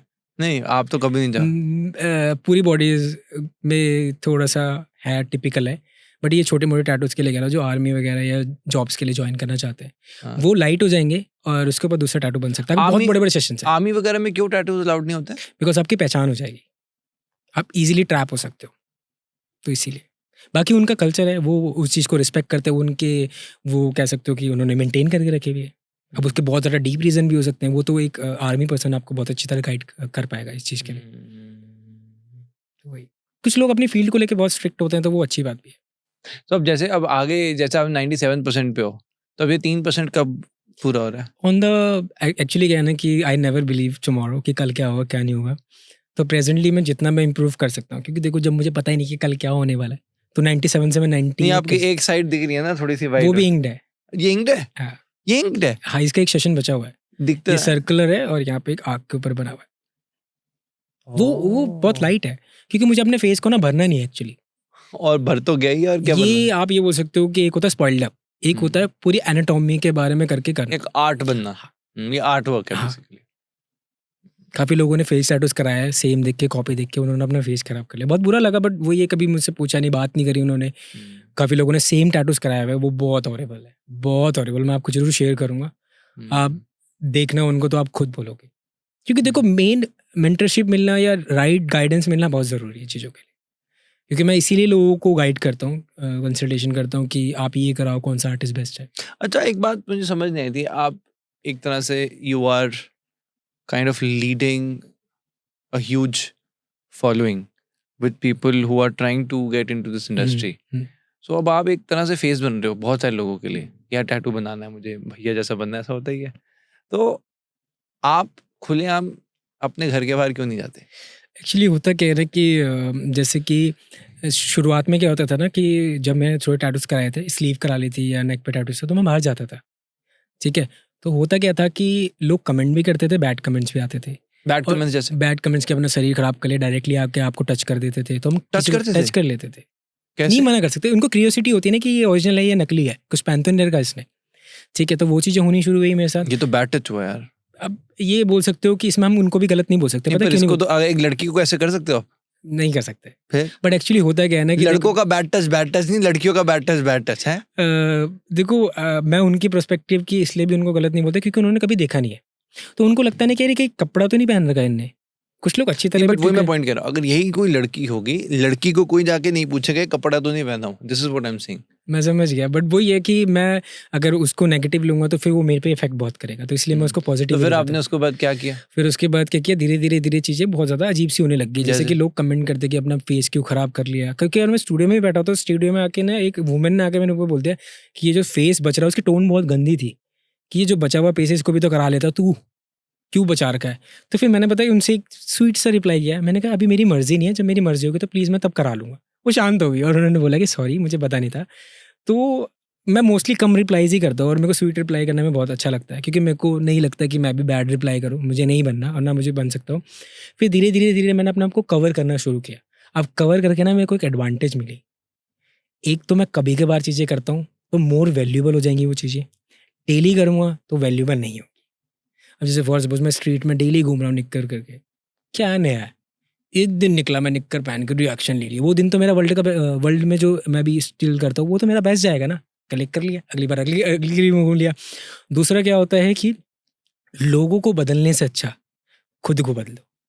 अब मोस्टली हम क्या होते हैं, मैं पहले समझाता रहता था लोगों को ये टैटूज ना इसलिए है कि मैं अभी वर्ल्ड रिकॉर्ड बना रखा है मैंने, उनको क्या मतलब, जिनको पसंद ही नहीं उनको क्या मतलब, भाई तूने वर्ल्ड रिकॉर्ड बनाएगा, तूने क्या बनाया, तूने शरीर खराब करा रखा, उनके लिए तो ये मतलब है ना, देखा जाए तो फिर मैंने ना टिल एंड अपने आप को बदला। मैंने कहा यार ये चीज़ें तो मेरे पे इफेक्ट कर रही हैं, मैं सुबह सुबह जा रहा हूँ, किसी ने टच कर दिया, किसी ने बोल दिया, मेरा मूड खराब, पूरा दिन खराब। अब मैं बहुत देर तक ना सोचता रहा, मैंने कहा यार सिद्धार्थ तू जा ही क्यों रहा है वहाँ, तू कर ही क्यों रहा है वहाँ पे जाके, क्यों इंप्रेस करने में लगा हुआ है लोगों को जिनको पसंद नहीं है। उस टाइम से मेरे को समझ आया कि अपने आप को बदलना प्लस जहाँ पे वैल्यूज़ है वहाँ वो चीज़ें दिखानी, तो वो चीज़ मैंने बहुत सीखी है उससे। तो अब मेरा मन नहीं करता यार, देखो आज भी मुझे सजेशन मिलते हैं कि आपको जाना चाहिए, क्यों नहीं बनवा रखे, आप उस जगह खड़े होकर तो देखो, सजेशन देना और उस चीज़ को फील करने में बहुत फ़र्क है। अगर आज कोई सबसे बंदा ज्यादा बुरा कब फील होता जब दिल में लगा हो यार कि यार ये बात मतलब मन में लगा कि यार ये नहीं बोलना चाहिए। मतलब किसी से सुनना, वो मेरा पार्टनर ही था, कौन? वो जिसकी 6 साल रिलेशन थी। क्या उसने? उसने वही बोला कि फेस पे टैटूज हो रखे हैं, मेरे पापा नहीं मानेंगे। आफ्टर 6 ईयर बाद 6 साल के रिलेशन के बाद कि सोसाइटी एक्सेप्ट नहीं करेगी, इनडायरेक्टली समझ आ जाती है लैंग्वेज, और इनडायरेक्टली समझ रहे हो, मजबूर करा जाता है जब आपको। तो आपने कैसे रिएक्ट किया? बुरा तो लगता ही है कि बॉडी शेमिंग बोलते हैं उसको बेसिकली। तो फिर मेरे को बुरा लगा कि अब इसको रियलाइज हो रहा है 6 साल के बाद? 6 साल के बाद। आज अगर वो लड़की आपकी बात सुन रही है तो क्या बोलोगे? मैं यही बोलना चाहूँगा, पहले तो उसको थैंक यू बोलना चाहूँगा कि उसने मुझे बहुत ज़्यादा लाइफ में लेसन दिए, बहुत कुछ सिखाया है, बहुत सपोर्ट किया, ठीक है। मैं उसके पर्सपेक्टिव को गलत नहीं कहूँगा, उसके ऊपर भी प्रेशर था, ठीक है। तो मैं उसको ये नहीं बोल सकता, बट मैं ये बोल सकता हूँ कि टिल एंड टैटूज़ मेरी कैरेक्टर को नहीं जस्टिफाई कर सकते, ये मेरी सोल को जस्टिफाई नहीं कर सकते। ये दुनिया में कोई भी टैटू करा रहा है उसको नहीं जस्टिफाई कर सकते, चाहे वो काला हो, चाहे गोरा हो, चाहे कुछ भी हो। उसकी सोल अगर प्योर है तो उसकी जो ऊपर की चीज़ है वो मैटर नहीं करती, क्योंकि रिश्ते चलाने के लिए आपकी सोल प्योर होनी चाहिए, मेरे को जहाँ तक लगता है। और वो मैं कोशिश कर रहा था, क्योंकि मैंने भी आज तक ज़िंदगी में कभी शादी नहीं करी, ना मैं कोई रिलेशन करा, तो मैं उसके लिए बनता, तैयार होता। तो वही चीज़ है। बट मैं यही बोलूँगा कि कोई भी कुछ भी कर रहा है तो आप उसको चीज़ें एक्सेप्ट करो, और वो रिश्ते नहीं है जिसकी चीज़ें एक्सेप्टेंस नहीं है। अगर मैं आज आपकी चीज़ें एक्सेप्ट नहीं कर रहा और उसको आगे नहीं बढ़ा रहा, तो वो रिश्ते नहीं है, सिर्फ अटैचमेंट्स हैं। तो वही चीज़ है। बट मैं उनको भी ब्लेम नहीं करूँगा यार, क्योंकि देखो हर किसी पे अलग प्रेशर है। मैं कैसे उसको बोल सकता हूँ बाउंडेशन अच्छा, टैटू आर्टिस्ट कितना पे कमा लेते हैं? ज़्यादा से लिमिटेशन नहीं है, अच्छा, कोई वैसे लिमिटेशन नहीं। एवरेज मतलब एवरेज ने अगर मैं बोलूँ ज़्यादा से ज़्यादा एक टैटू आर्टिस्ट इंडिया में कितना कमा सकता है महीने का? खुद का स्टूडियो तो यार ऐसा तो बोलना बड़ा मुश्किल है। वैसे एवरेज कुछ आइडिया? देखो अभी मैं इनटू अ टैटू फ्रीलांस कर रहा हूँ, तो इतना डीपली तो नहीं है, 2-3 कर सकते हैं, बाकी खुद का हो तो इससे ज़्यादा। बट मैं I am not sure about that, nothing. कोई कमेंट नहीं करना है, क्योंकि होता क्या है कि जब यू डोंट हैव समथिंग या तुम नहीं कर रहे हो चीज़, तो मैं कैसे बोल सकता हूँ कि वो उतना नहीं, कमा आपने रहा है। सुना हो किसी को कि यार वो बंदा है महीने का मैंने इतना? नहीं, मैंने कभी भी ये चीज़ें नहीं करी, पूछी ही नहीं, मैंने बात भी नहीं करी। एक्चुअली होता क्या है ना कि अगर फॉर सपोज मैं किसी को पूछ भी लूँगा तो सबके अलग-अलग है। तो वो तो एक स्टक हो गया ना एक चीज़, 10 लाख कमा रहा है, इतना होता होगा। नहीं, कुछ ज़्यादा भी कमा रहा है, हो कुछ कम भी सकता है कमा रहा 25 भी कमा है, रहा हो। 25 भी कमा रहा हूँ। देखो वो तो उसके वो चीज़ है ना कि उसकी मेहनत उसकी चीज़ है, तो उसके लिए मैं कुछ नहीं बोलना चाहूँगा। आप इंस्पिरेशन किससे लेते हो? माय मॉम डैड, मेरे माता-पिता, वो मेरे लिए मेरे सब कुछ है। उन्होंने मेरे को सिखाया है, आज मैं जो भी हूँ उनके वजह से ही हूँ। और मेरे को यही लगता है, मैं सभी लोगों से ये भी बोलना चाहूँगा कि ज़िंदगी में कुछ भी सीखना हो तो उनके माँ-बाप हैं, ठीक है? और अगर फॉर सपोज़ अगर कोई बंदा ये भी कह रहा है कि माँ-बाप नहीं मानते, चीज़ें नहीं माने, तो वो आपकी कमी है। आप उनको मना नहीं पा रहे। ज़िंदगी में कोई भी चीज़ कर रहे हो वो नहीं हो रही, तो वो आपकी कमी होती है। तो मेरे माँ-बाप मेरे लिए बहुत गुरु हैं, और आज के टाइम में रिसेंटली मैं आज गौदान करने जाता हूँ, सुबह-सुबह डेली उठता हूँ, पूजा-पाठ करता हूँ, अपने माँ-बाप की पूजा आरती उतारता हूँ। मैं दादी की भी रिस्पेक्ट करता हूँ, सब मेरे को पापा ने सिखाया। पापा मेरे आइडल रहे हैं एक्चुअली। उन्होंने मेरे को, जब मैं काम करता था उनके साथ, तो उन्होंने सिखाया है। और आपने मालिक काम साहब, भी बहुत-बहुत किया ना? मैंने रेहड़ी चलाई 1.5 कुंटल की, रेडी? रेहड़ी चलाई है धूप में। रेहड़ी चलाई है मैंने, बर्तन धोए रोड पे, आप देखते हो वो बच्चे बर्तन धो रहे होते हैं। मैं बड़ा था उस टाइम पे, बच्चा तो नहीं। मैं रोड पे बर्तन धोता था, देन उसके बाद पेड़े लगाता था।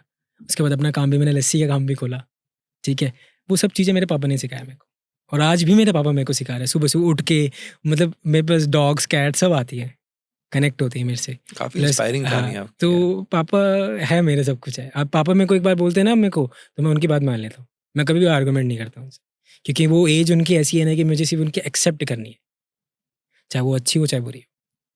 क्योंकि यार माँ-बाप कोई नहीं चाहेगा बुरा। इस पूरे वर्ल्ड में ना एक वो माँ-बाप ही हैं जो चाहेंगे कि मेरा बच्चा आगे बढ़े। तो वही चीज़ है।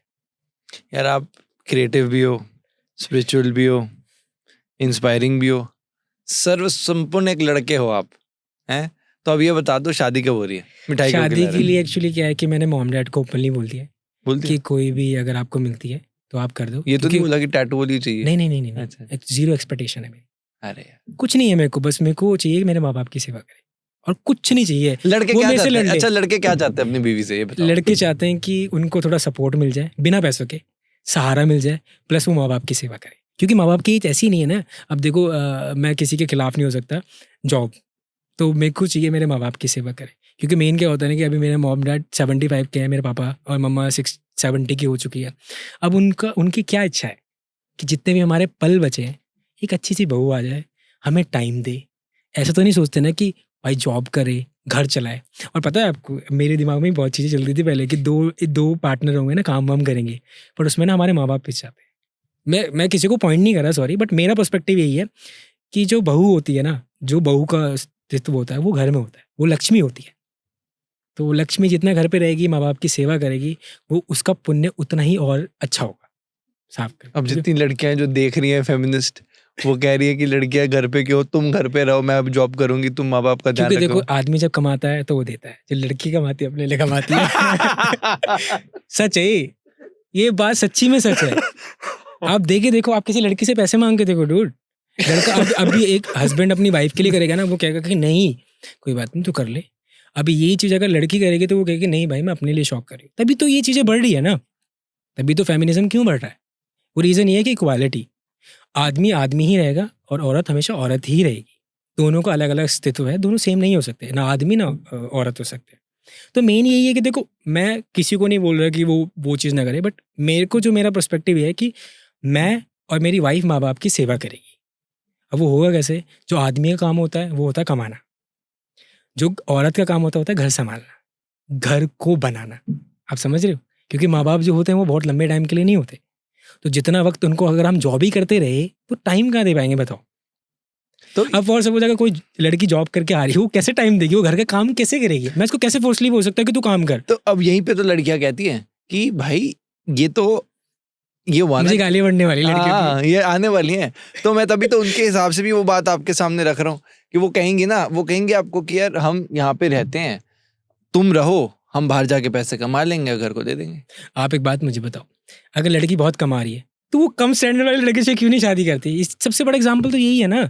हम लड़के ऐसे हैं ना जो कम स्टैंडर्ड के कुछ कर, मैं अनपढ़ से शादी करने के लिए तैयार हूँ।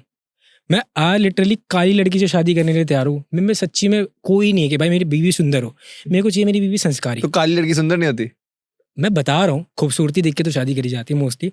मेरे को चाहिए संस्कारी लड़की, अब वो चाहे कैसी भी आ जाए, मेन उसके अंदर वो चाहिए संपूर्ण गुण जो उसके माँ बाप ने दे रखे हो। तो संस्कार हो। यार वो संस्कार देखो, इंसान बना ही तो संस्कार से है ना। आज फैमिली बन रही है संस्कार से ही बढ़ रही है। अब जैसे फॉर सपोज अगर मैं आज संस्कारी नहीं होता तो मैं क्या आज माँ को टाइम देता, माँ बाप को टाइम देता नहीं देता? दादी की फोटो थोड़ी बनाते।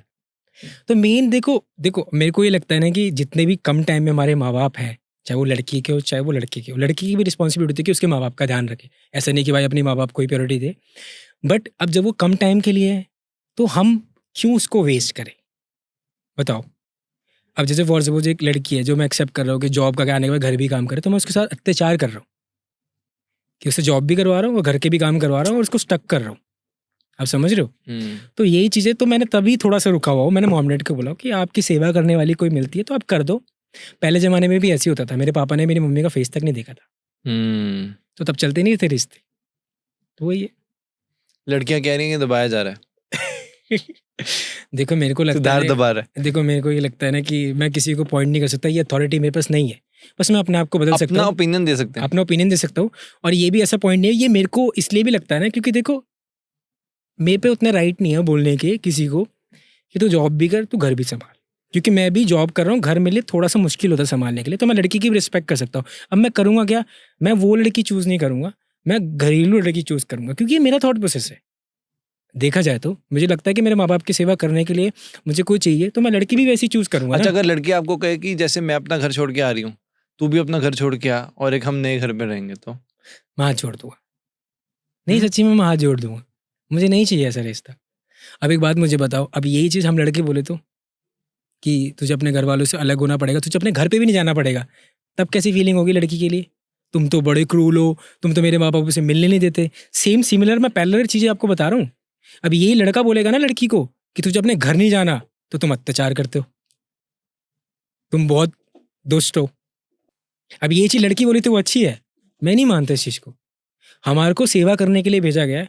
लड़की बेसिकली अगर अपना घर छोड़ के आ रही है तो लड़का भी तो अपने घर में जगह रिस्पॉन्सिबिलिटी से एक बड़ा नया मेंबर बना है। अब देखो ना, क्या वो उसकी रिस्पॉन्सिबिलिटी नहीं निभा रहा है? क्या उसको नौकरानी बना के रख रहा है वो? अब समझे नहीं? ये तो अपनाने वाली बात होगी ना। अगर एक लड़की घर छोड़ रही है, बहुत अच्छी बात है भाई, वो रिस्पेक्ट है, बट क्या एक लड़का की रिस्पॉन्सिबिलिटी डबल नहीं होगी? उसको कोई नहीं पूछता, उसके लिए किसी के लिए वैल्यू ही नहीं है कि वो उसके घर में स्पेस बना रही है, घर पे आ रही है, उसके माँ बाप की जगह एक और रिस्पॉन्सिबिलिटी बढ़ी है, लड़के को डबल कमाना पड़ रहा है, मेहनत उसको ज़्यादा करनी पड़ी, वो चीज़ें कहाँ गई? सब देख रहे हैं कि लड़कियाँ छोड़ के आती है, ऐसा नहीं होता भाई। लड़का भी तो अपनी लाइफ चेंज करता है, पर वो किसी को दिखता नहीं है, क्योंकि जनाब हम लड़के हैं, मजदूर हैं, ज़िंदगी में आए हैं तो करना पड़ेगा, नहीं करेंगे तो घर वालों को भी ताने पड़ेंगे। ये एपिसोड ना सभी लड़कों को इतना पसंद आएगा ना, मैं सच बता रहा हूँ। जितने लड़के देखेंगे भाई, भाई का इंस्टा बताओ भाई, पहले फॉलो करके आएंगे। बट सिद्धार्थ, आज का हम एक लास्ट रैपिड फायर राउंड करेंगे। मैं कुछ कुछ वर्ड्स बोलूंगा और आप उसके ऊपर जो आपको पहली थॉट में फील है वो बोलना, राइट? फॉर ठीक है, मैं ट्राई करूंगा। हाँ, लेट्स स्टार्ट। इंडिया। इंडिया हमारा एक ऐसा वन वर्ड।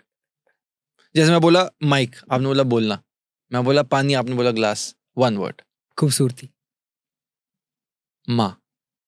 कुछ चीज़ों का ना एक वर्ड निकालना बड़ा मुश्किल है सच्ची में। माँ के लिए तो मैं यही बोलना चाहूंगा कि कोई वर्ड बना ही नहीं उनके लिए, मतलब जितना है बहुत छोटा है उनके लिए। मैं कोई वर्ड दे के उनको पिता। पिता के लिए जिम्मेदारी। टैटू। खुशी। लाइफ। सुंदर। हैप्पीनेस।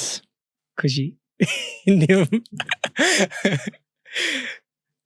हैप्पीनेस का मतलब खुद को जानना। शादी। जिम्मेदारी। लड़की। लक्ष्मी। प्यार। खूबसूरत। लड़के। इमोशनल। बहुत जल्दी ट्रस्ट कर लेते हैं। ट्रैवल। खुशी कह सकते हो। हुकअप। अपने आप से झूठ बोलना। दादी। भगवान। ऑलराइट, बहुत अच्छे अच्छे जवाब दिया आपने। फर्स्ट टाइम था ये। हाँ? आपको इन जवाबों के लिए हम एक शर्ट गिफ्ट करना चाहेंगे। This is for you. Thank you so much. I hope ये हमने बड़े प्यार से संजोई है। दिस ब्रांड इज कॉल्ड ऋषि, और इसमें ये हमने खादी को प्रमोट करते हुए बनाई है। अगर आप चाहो तो उसको आप डाल भी सकते हो। हाँ श्योर। अभी डाल भी सकते हो। अच्छा अभी पहन लो इसको। हाँ, थैंक यू सो मच। अगर कोई और होता तो बोलता है मुझे शर्ट डाले उतारनी पड़ेगी। नहीं आप तो डाल भी सकते हो। मेन क्या है ना कि जो पापा ने अपना टाइम करा और जो सेक्रीफाइस की, जब हम करते हैं ना तो हमें बहुत कष्ट होता है, क्योंकि उन्होंने हमें वो लाइफ वैसे दी होती है ना कि बचपन से ही अच्छा संजोग करता है। उन्होंने नहीं देखी वो लाइफ, उन्होंने काम किया है, ये सब चीज़ें करी है।